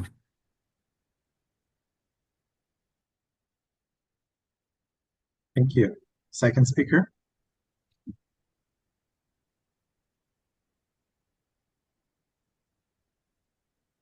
Saul in the hall. Is there a second speaker? So, Yes, I'd like to speak on behalf of Soledad. I like Ellis and support Sue and Kurt as well. But I just wanted to speak on behalf of Soledad. I got a chance to meet her and learn about her and her lived experience. And I think that's one of the most important parts of just our representative democracy, right? Is for people who have those experiences, those lived experiences, to be able to speak on those who are living through those types of situations. And for me, that's who I met in Soledad. And so for me, I really support Soledad. I support what she believes, what she stands for, and how she's going to show up to these boards. So that's my support for Soledad. great. Thank you so much. All right. I think back to you, President Katz. Thank you so much, Sean. Okay, so now we'll hear from our surrogates for the city council candidates.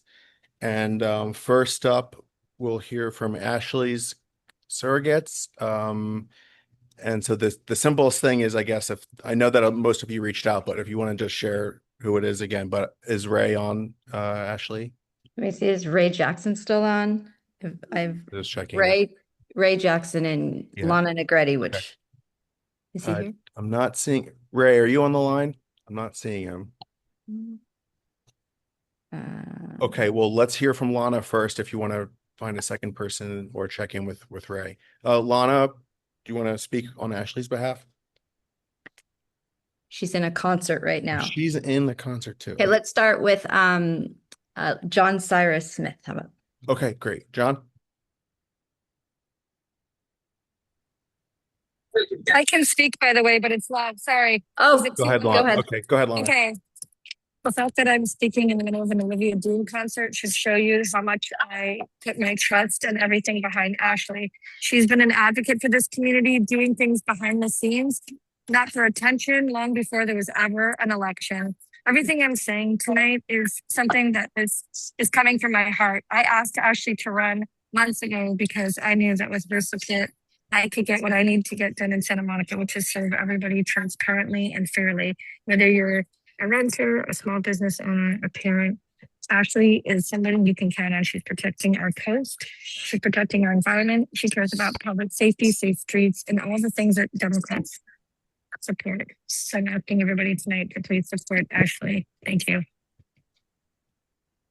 Okay, thanks, Lana. Is any Saw the council member John? and Is the John? chat. What's that? I think I saw the council member. Ashley, you had a Ray? who was yours? Yeah, Ray. Oh. I think I entered Ray it. Jackson, are you on the line? Good evening. Yes, sir. Hey, there he is. Hey, Ray, take it away. Hey, good evening. Can you guys see me, hear me okay? Yeah.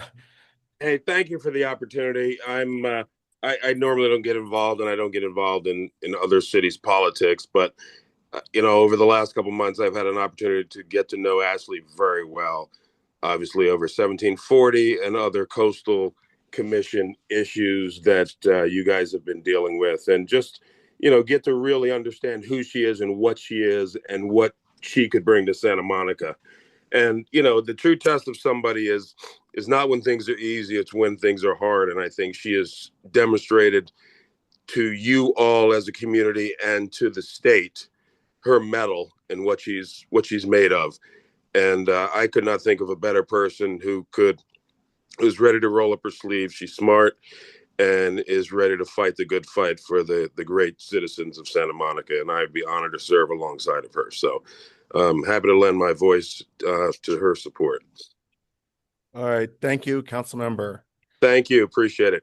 All right. Let's go to the speakers for Lana. And Lana, let me know that it's going to be first up, Lupe Ibarra.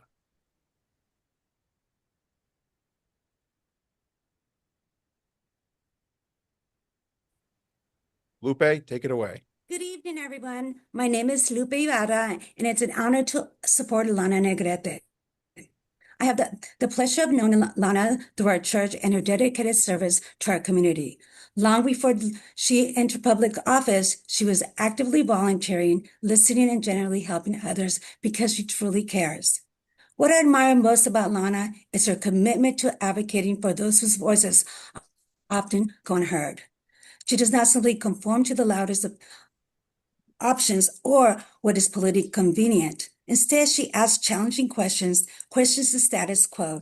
When she sees opportunities for improvement, and she isn't afraid to propose innovative ideas that could benefit our community. You don't always have to agree with Lana on every issue to know exactly where she stands. She's thoughtful, independent, and leads with integrity. She listens first, makes decisions based on what she believes is best for Santa Monica, and has the courage to stand by those decisions. That's the kind of leadership I want represented in our city. I hope you all join me supporting Lana Negrete, endorsing her tonight. Thank you. Thanks, Lupe. And now Sean Kaloji. Hi, thank you. While my wife Mimi and I were out of town, we watched with broken hearts as wildfires devastated the Palisades, threatening our beloved Wilmont neighborhood. We came upon Lana Negrete's updates. Mayor Negrete gave us comfort and reassurance, communicating with clarity, modeling effective leadership. We are proud of how Santa Monica supported each other and our displaced neighbors. Our unity is our strength. We have more that brings us together than sets us apart. But as someone who values diversity, I also know that Lana has talents and perspectives that set her apart. Her voice is rooted in lived experience. as a small business owner and community advocate, as a renter, a Latina, a mother, and a daughter of Santa Monica. I appreciate Lana's commitment to public safety and economic development, her work with the entire council to increase vibrancy in our city. Mayor Koch once said, if we agree on 9 out of 10 issues, vote for me. If we agree on 12 out of 12 issues, see a psychiatrist. Lana and I certainly have vigorous conversations, but by the end, we maintain mutual respect and sometimes change each other's minds. For that reason, please vote for Lana Negrete. Thanks, Sean. Okay, next up, speakers for Carolyn. And Carolyn has first up Denny Zane. Good morning, all. As many of you know, I've been very involved in Santa Monica politics over, I don't know, almost 5 decades now. And in that time, Carolyn Thorosis has been among those elected officials, leaders, truly leaders, who have truly impressed me for her capability and competence and her ability to tackle difficult issues with intelligence and integrity. She is a marvelous mayor. I think she has learned very well how to cross all the divides in the cities.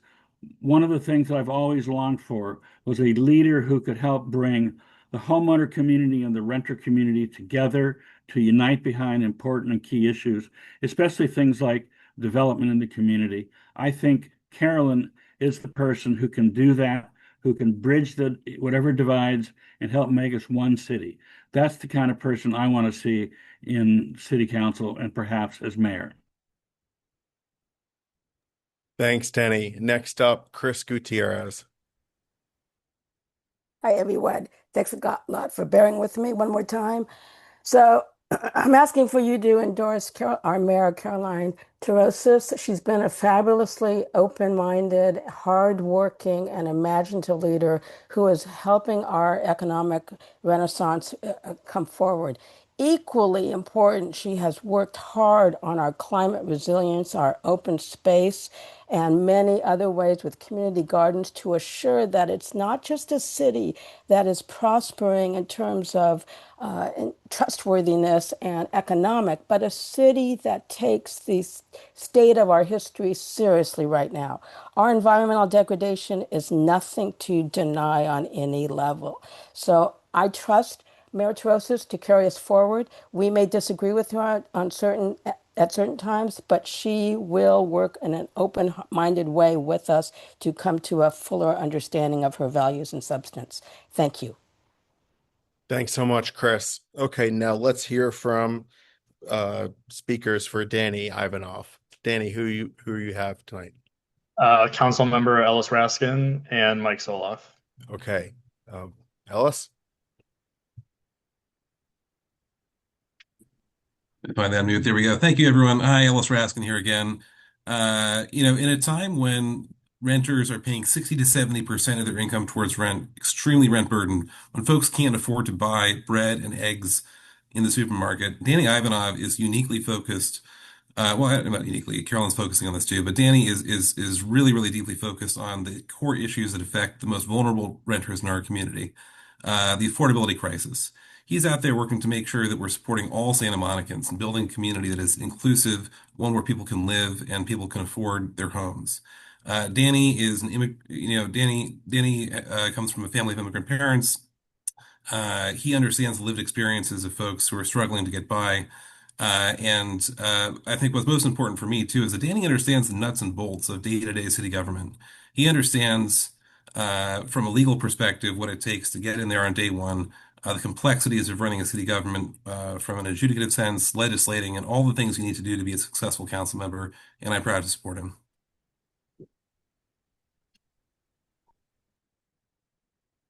Hi, everyone. Okay, go ahead. Promise it's the last time I'm speaking. It's Mike Soloff, but I'm proud to speak in support of Danny Ivanov. As you probably heard me say before, one of the few good things about growing older is you get to see people that you knew as a young, sort of right out off the boat type of person, and see how they develop and grow into these very impressive professionals and leaders. And Danny is somebody that I've known him since he was involved early on in the Democratic Club. through his time on the Rent Control Board and now running for city council. Danny and I don't agree on everything by any means, any more than I agree with everybody in this room. But to me, that's not a disincentive. That's actually a good thing. I want somebody who's going to be independent and willing to say to people the truth about what he believes, even if you may not agree with him on all of that. I think you saw at the debate that he's someone who's smart, prepared, and answers questions directly, doesn't try and avoid them, which I think is important in a leader. And I guess I finally say that I think he understands the need for things like more housing. He understands the need to prevent displacement. He understands that there are trade-offs between a variety of things and that you need to have a nuanced view. Danny's that person. Please support him. Okay, thanks. Now we'll hear from Doug's surrogates. First up, Guy Zaspinski. Zach Sapinski. Hi. Guy Zach Sapinski. Everyone does that. I've been a Santa Monica resident for 21 years. My wife and I have 4 kids. They're all in the Santa Monica public schools. I'm just a regular citizen. I run a small firm. I spend a lot of time thinking about finances, leadership, and frankly, common sense. And right now, it feels like our city is in short supply of much of that, which is why I'm supporting Doug. Our city is facing some serious financial challenges, and for too long, the residents haven't really gotten the best outcomes or answers.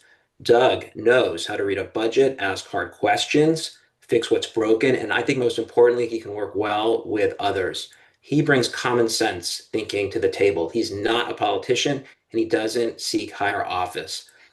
On public safety, on housing, finances, Doug will not lead with ideology. He will look for the best ideas. He's the ideal candidate for the very real challenges that the city faces, and he's a lifelong Democrat. What more could we ask for? Please vote for Doug. Thank you.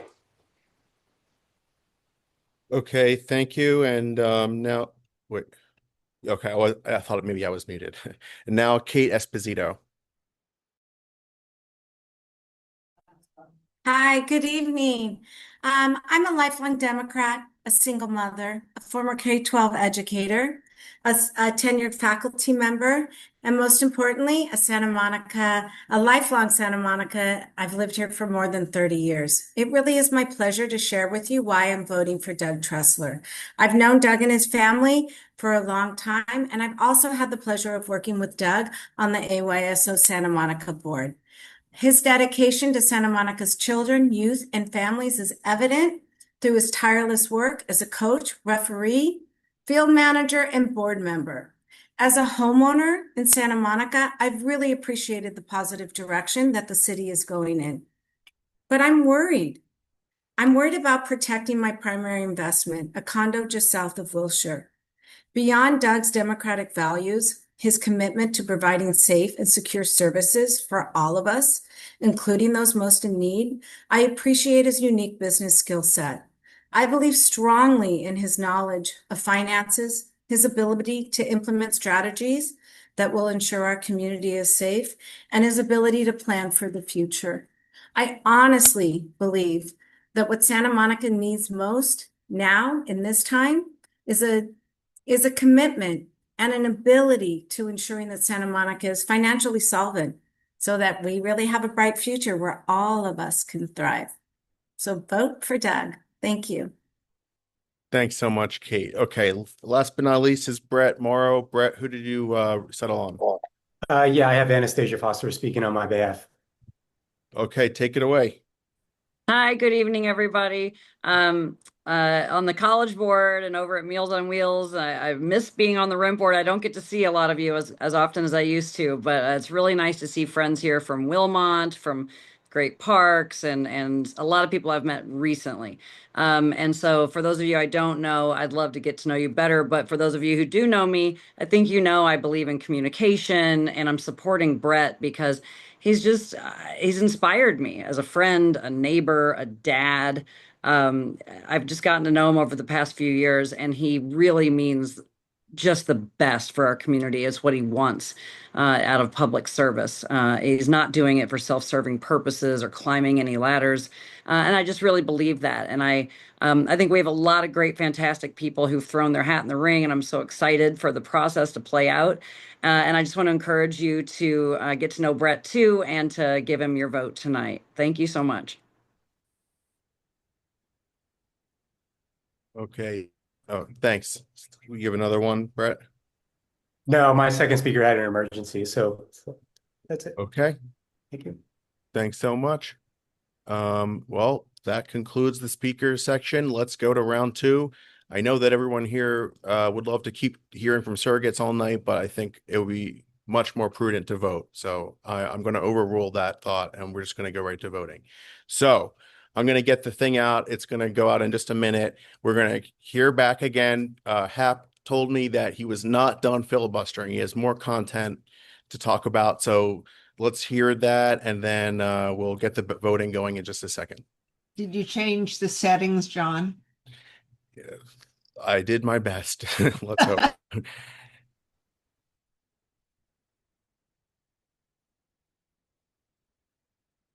Thank you so much again, John, and everybody. Okay, where did I leave off? We talked about what we're doing at the West Side HQ. I don't think I mentioned that Santa Monica Democratic Club, along with the West LA Democratic Club, and the Pacific Palisades Democratic Club, and the Malibu Democratic Club, were the four founding groups of the West Side Democratic headquarters way back in the 2004 election. And so it's really meaningful that, and I'm truly eternally grateful for the Santa Monica Democratic Club's continued support of our operations. So long story short, the clubs that are able to contribute, and Santa Monica Dems is one of the clubs that fortunately is able to make a larger contribution than many of our smaller clubs. We're able to use those club contributions to pay for our rent, which John threw out a little teaser that we have a verbal agreement in place at a great deal for a really lovely space right along the border, about 2 buildings over on Main Street in the Venice, near Venice and Rose.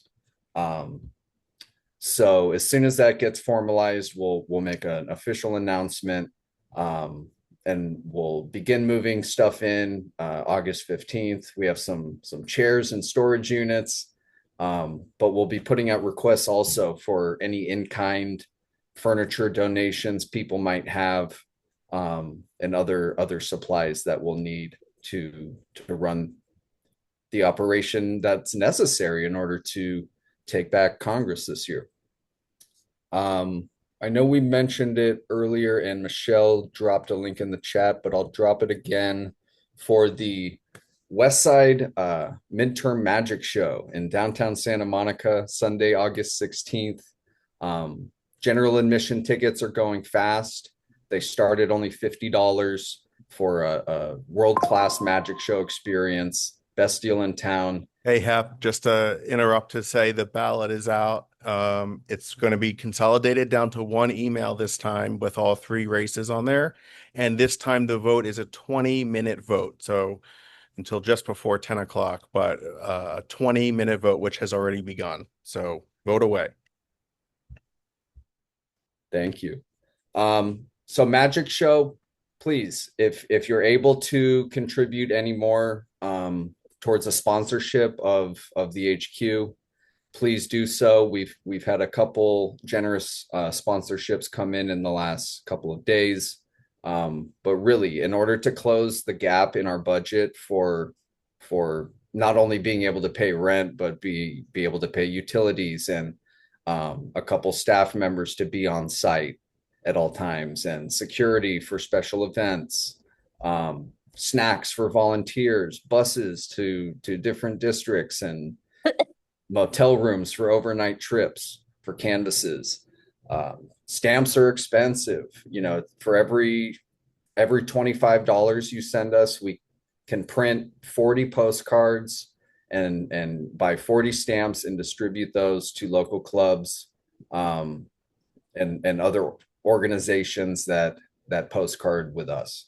So everything has expenses. And even though we're able to do what we do, like we've discussed in Prop 50 and other special elections, we're able to do a ton on such a shoestring budget in those years. Really only a few thousand dollars a year. We can do a lot with that as volunteers. So every $50, every $100, 250, whatever you're able to come up with to support the HQ this year as individuals and really make this a true team effort on the west side, please dig as deep as possible. I know we're all stretched thin. Republicans are making everything more and more expensive for all of us. And all the more reason why we need to win every race we can across up and down California and across the United States. What else do we need? We need your time, we need money, and your passion. We, as I talked about, are all people who really care about our neighbors, about our communities, about the future of this country, and we know what's at stake. We know this is the most consequential, pivotal midterm election year. We've heard the threats, and I guess there's a speech tomorrow where Republicans now, their latest and greatest scam, because they know they're so unpopular, is trying to invalidate the elections of Georgia Senators Raphael Warnock and John Ossoff, and create this whole grand new lie about foreign interference in the elections. So the only way we can combat that is to have phone to phone, face to face conversations with voters. Postcards are great, and they're the easiest, lowest bar way to reach voters. But those real deep phone conversations and canvassing conversations we're having now, those are the ones that'll sway minds and sway votes come election time in November. Some other things we are looking to accomplish this fall are creating or resurrecting our Westside Young Dem Fellowship Program. We were able in 2024 and in past years to bring in college students who are studying political science or a related subject matter across the West Side community, and really give them hands-on experience in organizing, mobilizing volunteers, coordinating with campaigns, and they've landed in great spots after that. So again, that's something we are looking to bring back. Hey, Hap. Yes. Sorry to interrupt you, but I was just reminded that we do have a little bit of club business that we want to hit tonight, and now is as good a time as any. So first of all, sorry to just have you talk until it's convenient, but Isabel from the Legislative Committee has a bill that we're going to consider right now, and we can take that up, and then we'll go back to you, and actually we can start talking about the vote for funding the headquarters. So let's get to Isabel first. Thank you, John, for remembering. So, yes, as everybody knows, behind the scenes of all this politics, your legislative committee is working away, analyzing bills, advocating. And there's one bill that the club, this won't take very long to explain, that already endorsed, which was no tax breaks for ICE contractors, and the kind of name of the bill kind of speaks for itself. It's a response to all the ICE raids that we were having, and with California legislators thinking about what can we do here in California. And so Assemblymember Lee came up with a bill that we already endorsed, AB 1675, which was to cut off all tax breaks for companies that contract with ICE for immigration enforcement. He has now dropped this bill and he's put his support behind another very similar bill because he thinks it is a stronger one. So it's AB 2465. It is basically covers the same ground. It is also cutting off um, tax breaks for ICE contractors. So basically, so that California taxpayers are not subsidizing these companies. So Assemblymember Lee, even himself, felt that Assemblymember Ortega's bill was better. So he's dropping his bill. He's putting his support and being a co-author to AB 2465. So it's really just asking you to vote to support the same provisions, even stronger, that we supported before for a bill where, the one that we already endorsed, the author of that bill has now become a co-author of this new one, and he says it's better. So I think that that explains it. John, should I take any questions or should we just have a vote? If there are questions, we can take them. If not, we can ask for a motion. Okay. Does anybody have any questions about the new one, AB 2465? Okay, then I'll ask for a motion to endorse it. And this is a bill that's gone through the legislative committee. We're recommending it. The board has reviewed it and is recommending it. And so now we're bringing it to you. I move support. Oh, yes. I second. Elisa, do you want to second it? Yes, I want to second it. Okay. Who Moved and brought the seconded? motion? Isabel, who brought the motion? Could you say your name? Sue Himmelrich. Okay, and who seconded? Alicia Mignano. Okay, thank you.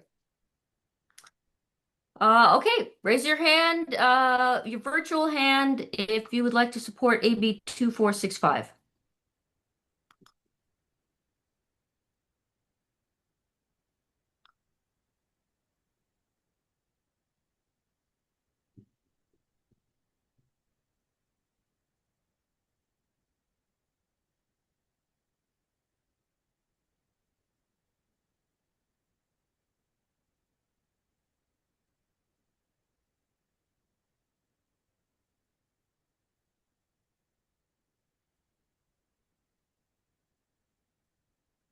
You still see a few more votes coming in.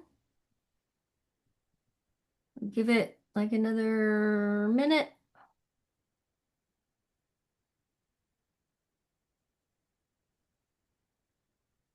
People still voting for the, yeah.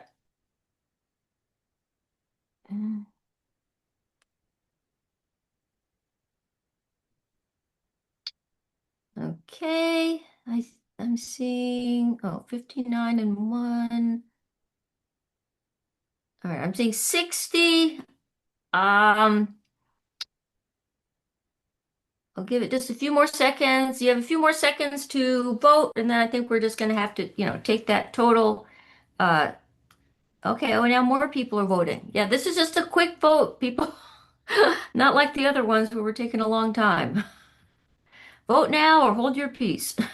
So I missed Yes. the item. What are we voting for? Who's asking the question? John C. Smith. Hi. Yes. Did you hear my explanation of the No, bill? I missed it. Sorry, Isabel. John, it might make sense to just abstain, but if Isabel, if you Yeah, I want think to, it's better to abstain. This is All right. basically it's a a state bill bill. being So. recommended by the legislative committee. Okay, I think we left enough time, John. What do you think? Yes. Now it's 66. People keep voting. All right, 66. Okay, everybody put your hands down, please.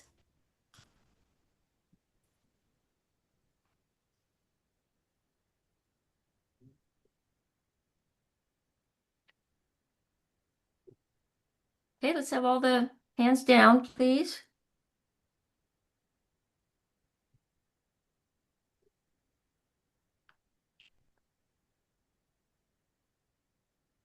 There's still 9 people with their hands up. If you could we need to clear the deck to see if there's anyone voting no or abstaining. So if you could John, do you have any way to lower hands? Uh,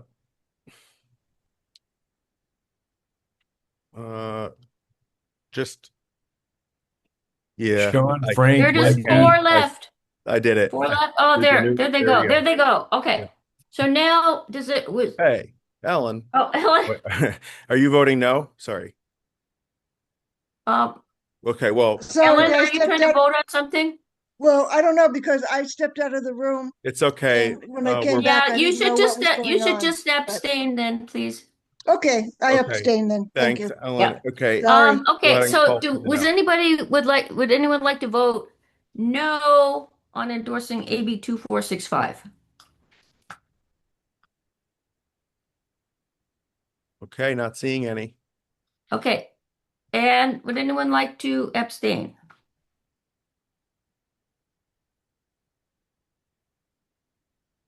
Okay, I think it passes. Thank you. So our next step is we will be writing to the legislature on behalf of this bill. They're on recess right now. They come back August 3rd to try to influence their vote and to pass this bill. Thank you. Okay, thanks, Isabel. So now, Hap, are you still there? Still here. And more. Got some. No, this is you've done a lot for us tonight. You've talked and talked, and now it's time to test out how people are feeling about it. The Democratic Club, Santa Monica Dem Club, as you mentioned, has been one of the strong partners for the HQ for a really long time since its inception. And we want to make sure we're a key part of the backbone for the headquarters this cycle. So the board has already voted to authorize a large amount of our club resources to help fund the headquarters so that we can flip the House, flip the Senate, and end this nightmare that's going on at the national scene. And Marcy, are you still there? Yes, I Okay. am. So Marcy, if everyone doesn't know, is our treasurer for the past 2 years, and she's been doing an amazing job at keeping track of all the income that we've gotten from the Sammy Awards and the memberships and all these things. And so now it's time to think about how we can, what is appropriate for a gift to help fund the headquarters. We would like to propose that and move that we donate $10,000 to the West Side Democratic Group. Will be well positioned to be able to fund our mailer as we did for the primary, as well as have enough for next year when we will not have as many opportunities to raise money. So we feel very comfortable with that amount. Second. Great. So we have a motion and second on the floor. Any discussion? Otherwise, we'll move to a vote. Who seconded it, John? Kay did. Okay, okay. Okay, so now for this vote, any member of the Santa Monica Democratic Club can vote because this is about club business, not geography. So if you're a member of the club, you're entitled to vote. All in favor of the motion, please raise your hand.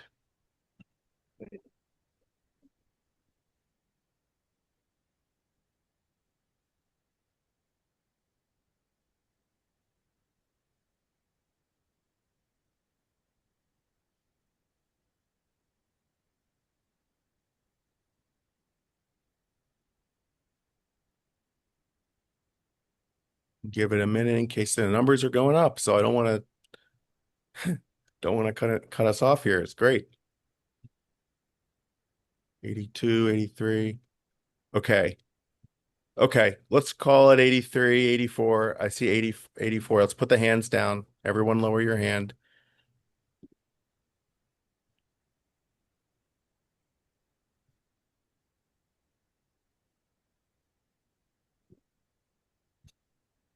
And yeah, so I can actually lower them now. I see. Okay, the hands are going down. Okay, anyone opposed? And any abstentions? Okay, Hap. let's bring out a big novelty check and I'll hand it over to you somewhere. Thank you, thank you, thank you all so much from the bottom of my heart. This contribution exceeds my expectations, and I'm so excited to continue working with many of you and to get to work with some new friends. I'm happy to answer any questions anybody might have. I'll drop my personal email in the chat right now for anybody who might want to get in touch. Anybody who has experience helping train volunteers for canvases, fund banks, all the groundwork, all the GOTV work, who wants to help us do that. We are volunteer driven, as I've mentioned, and could really use all the help we can get. I'm happy to answer any questions anybody might have at this time. Otherwise, I can dive a little deeper into some of the competitive races we'll be looking at. Some of the Are there any questions? Anyone have any questions for Hap? We've got 2 more minutes to vote. I can see that there's a few more people finishing up their votes, ballots being open. So while we wait like 2 or 3 more minutes, yeah, Danny, go ahead.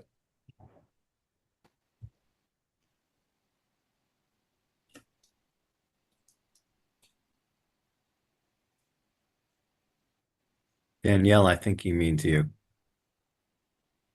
Oh yeah, I didn't mean Dan. Yes, Danielle, did you have a question for Hap? Oh, no, sorry. Okay. Sorry. Oh, that's Did anybody have a question, John.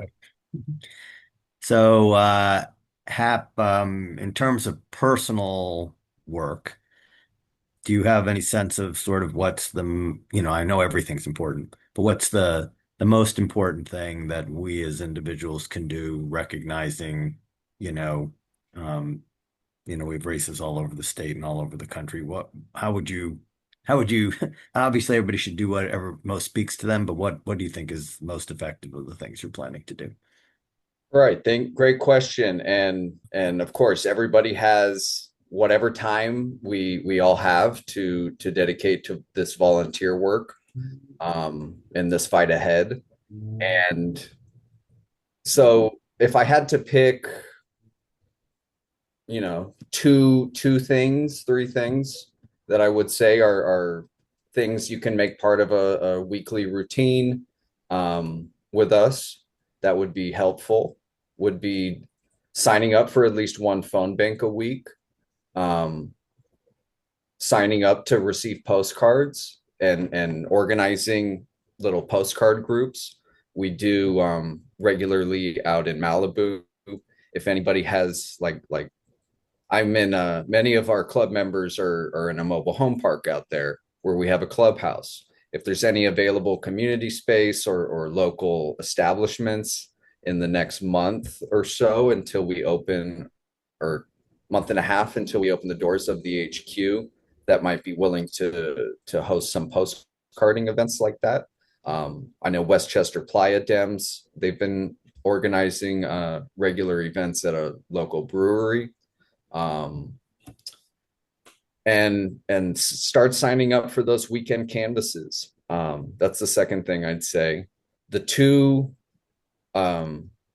most important red to blue congressional races in California that the state party is urging us to focus on are Randy Villegas's race in CA 22 to unseat David Valadeo, and Marnie von Wilbert's race down in CA 48 in Riverside and San Diego counties to flip that Daryl Isa's seat, who's retiring from red to blue.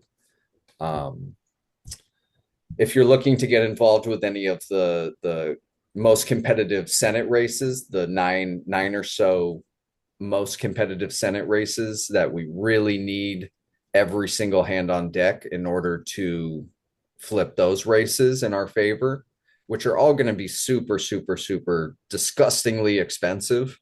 Even these small states like New Hampshire, who, New Hampshire has about the population of the San Fernando Valley. That'll be $100+ million race probably. And that's one of the seats we have to defend. But I'd say, Texas, of course, that's going to be ridiculously expensive and we'll need every volunteer on deck. We have a live postcard campaign for James Tallarico right now.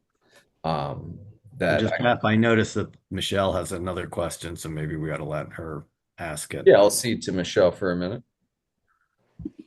I actually want to answer Mike's question, Oh. which is one of the best things you can do is bring friends. If you are here at 10 o'clock on a Wednesday night, then you are the friend in your circle who is politically active and knowledgeable. I'm the friend that everyone else calls and says, what should I do? How do I get involved? Where can I make a difference? So grab your friends, set a date, set a time, make it a weekly coffee thing, whether it's at the HQ, which I've seen, it's going to be amazing on Main Street, right across the street from the old CVS Clown. Lots of parking. The firehouse is right there on the corner and a Starbucks not too far away. So grab friends. I'm now part of an every Monday morning from 10 to noon postcarding group. Form your postcarding group, form your text banking group. Get your friends who don't normally get involved to join you. Set those dates. That's really important. And thank you all for being here tonight and hanging out this late. We all really appreciate it. Thanks so much, Michelle. Really great to see you tonight. And we have our results. Let's take a look.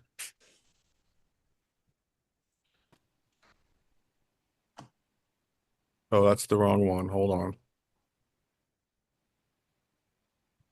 Where is it? Sorry, it's getting a little late. Okay, got it.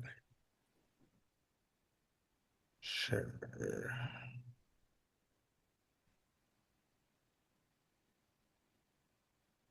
Okay, so I just double checked the math. There's 324 ballots with nobody reaching the threshold of 179. There are no endorsements in the city council race because nobody can drop off from this list. The lowest one here with 80 votes is still about 24%. So no endorsements possible, no way to go to round 3. That's it. For rent control board, we've endorsed Sue Himmelrich and Kurt Gonska, both of which got over the threshold of 158 out of 287 votes cast here. And finally, in the Board of Education race, the threshold was 162, so it was a narrow draw, but neither Lori nor Harry was able to get across the finish line there. So that's it. That's the result for tonight, and there's no further endorsements possible this evening. But before we go, of course, I do want to give time to Sue and Kurt. So let's hear from Kurt first. Hey everybody, really excited with the endorsement results. I think tonight's been a long night, so thank you to everybody who's stuck it out and is still here. And I'm excited to continue to work with you. As I think it was John who mentioned, and probably others throughout the meeting early on, that these endorsement votes are only as good as the activity and the action that we put behind them. So I know for myself, I'm going to be out there knocking on doors and working hard for all the candidates who are endorsed and who I support. And I hope you'll join me, and I'll see you out there out on the streets of Santa Monica this summer and fall. Thanks again. Thanks, Kurt. And finally, former Mayor Sue Himmelrich gets the last word. Yes, lucky me. And no, and I'll make it quick. Thank you all. Ditto to everything that Kurt said. And Soledad, I see you right below me. And yes.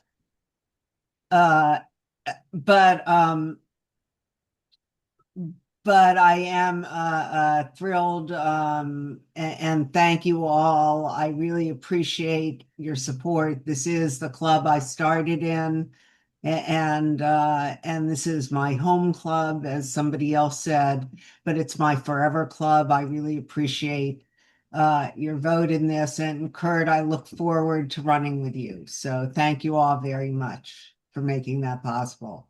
And Heather, I don't know, I don't see you anywhere, but if you're still here, I know we'll be I doing a am. lot of work. Yes, we'll be working together. Thanks. Okay, well, it's very late and I think we're all ready to call it a night, but I just wanted to remind everyone the I have next a point meeting, of order. I'm sorry. I have a point of order, John. I'm sorry. please. On the math, I do wonder because election buddy is a little funky. So I'm trying to discern that this is like 100% because some people bullet voted, right? And The denominator is the number of ballots submitted. You have to get 55% of the ballots submitted that are an abstention. So if you bullet vote, that counts as one ballot, regardless of how many votes you cast individually. okay, so is that clear to people? Because I don't, first of all, in a sense, they are abstaining from those individual votes. Like This they're is abstaining in the other two races. Like if you do bullet vote, that's a bullet vote and then an abstention in two. But what that's doing is that's preventing the dominator. I know that we had at least two, maybe three Yes, council Sean, members.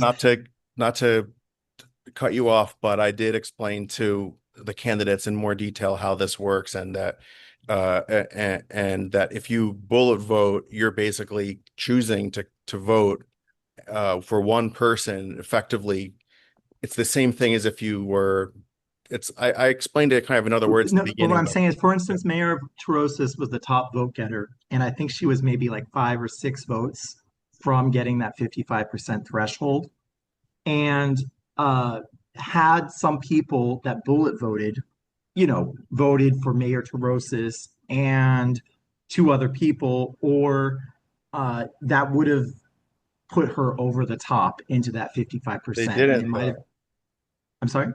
But they didn't vote for her. I mean, it's 300, so 163 votes that Carolyn got. She was the top vote getter in this, and there was 325 votes cast, or Mhm. 324 What percentage is that? I'm sorry. votes cast. So she has 50.3%.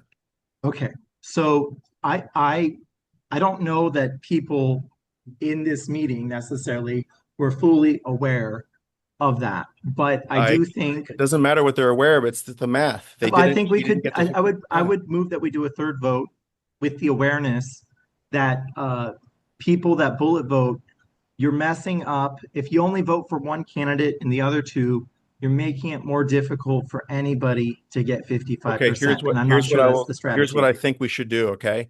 Mhm. I don't want to debate this with you right now, but I think that our bylaws prohibit us from doing it again, but we can check into it by preserving the right at the next meeting if it's warranted, if it's necessary for any reason that the board determines, we have the ability to do a round three. But I Okay. don't think Okay. that. And I just want to Appreciate say it. it to everyone here who's saying don't do it. I totally hear you. My instinct is that we are blocked from doing this at this point. But if something happens, you will hear an email. There's not going to be a surprise ballot on August 26th about this. I don't think that my understanding from how we've done the meetings is that once you get to this point that we're basically cutting it off. It Just sounds like like to that's what point we have out to do that at this meeting. some Yeah. of us did that on purpose. Right. I would think that a bullet voter would all be doing it on purpose. I mean, I think from our bylaws perspective, the way we designed it, we shouldn't let people sabotage our club's ability to exercise its will Not based on bullet votes. If they want to abstain from whether to vote on other candidates and only say that they want to do one, I think that those bullet votes should be counted as abstentions and not, if you only vote in one race, you voted in one race, you abstained in two, right? Or if you don't want to vote, if you want to vote against the candidates, then you have a choice to vote for no endorsement, and you might maybe have up to two no endorsement votes. So you can vote 2 times for no endorsement, and that would be an active that's vote. not But the really how, act of not voting is an abstention, and that's my view. I know we can end the call, but I do think that because of this electoral defect, we should take another bite at the apple and try to figure out how to have come to some resolution where our club can have its voice heard in this council election. understand Jo- your I understand John, your John, if I may, I think the integrity of the process should be the preeminent concern. And if there is another way to have another vote, I think that should be explored and proper notice should be given at another time. I agree with that. I just The want to make ruling sure of that we have the this rule, discussion. the ruling of the chair at the end of the meeting is as follows. Right now, we are standing as is. As I understand it, through the club's bylaws and Robert's rules, we're not able to continue with any vote. If that is determined by the executive board in a majority vote of the executive board, that we should continue voting in round 3 in the council race or the school board race, that will be put in an email with notice before any such vote happens. I absolutely give you my word. We will handle this right away. I don't want to preclude the possibility of it happening, but I'm saying that my understanding is that we cannot proceed at this point. If I may say, I think that there's a lot of people who have left the meeting now, waiting for the results tomorrow. I think that most people on this call understood the assignment. And this just shows that the city is truly divided. Sorry, Claire, I really don't want to characterize as a club what the results point to. We had our results. We can now end the meeting, okay? Thank you for your opinions. Sorry, Frank, did you have something? Unmute. Yes, I have a question. First of all, I think that, Sean, what you're thinking is this is a race against people. It's really a race where people need a certain percentage of the votes cast. They shouldn't be seen as running against each other for this endorsement. They're running against a number.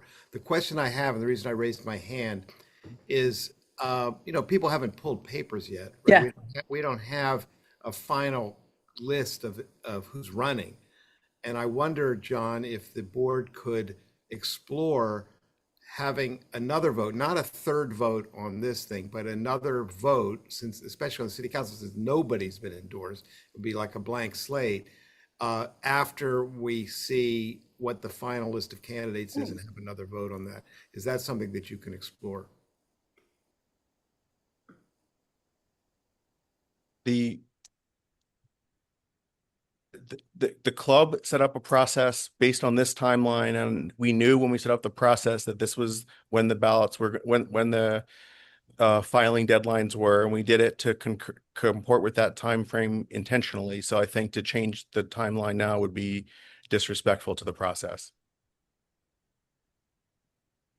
Perhaps, John, it would be good to explore the bylaws, see what the possibilities are, and after that, move on from there after this meeting. And I think the result is the result currently. Excuse me, I'm talking. The result is the result currently, and John, I think that you as chair have it right. And I appreciate John's decision. And I mean, as person raised the point of order, I think that John is making the correct decision. I just think that there is a bit of an oddity in this, and I understand strategic bullet voting. Anybody that says in the comments, I don't understand strategic voting, I understand it, and I understand it completely. But when you're in a situation where it's just a couple votes between a win and loss, people don't, it can be a little confusing. And I'm used to kind of, when you have these thresholds of 55 or 60%, I usually, when I've operated these things, you go and you have each candidate yes or no on the 55%. Once they reach the 55%, it's very clear. You can abstain in that race. You can say no endorsement in that race. You can be no on the candidate. You can be yes on that candidate.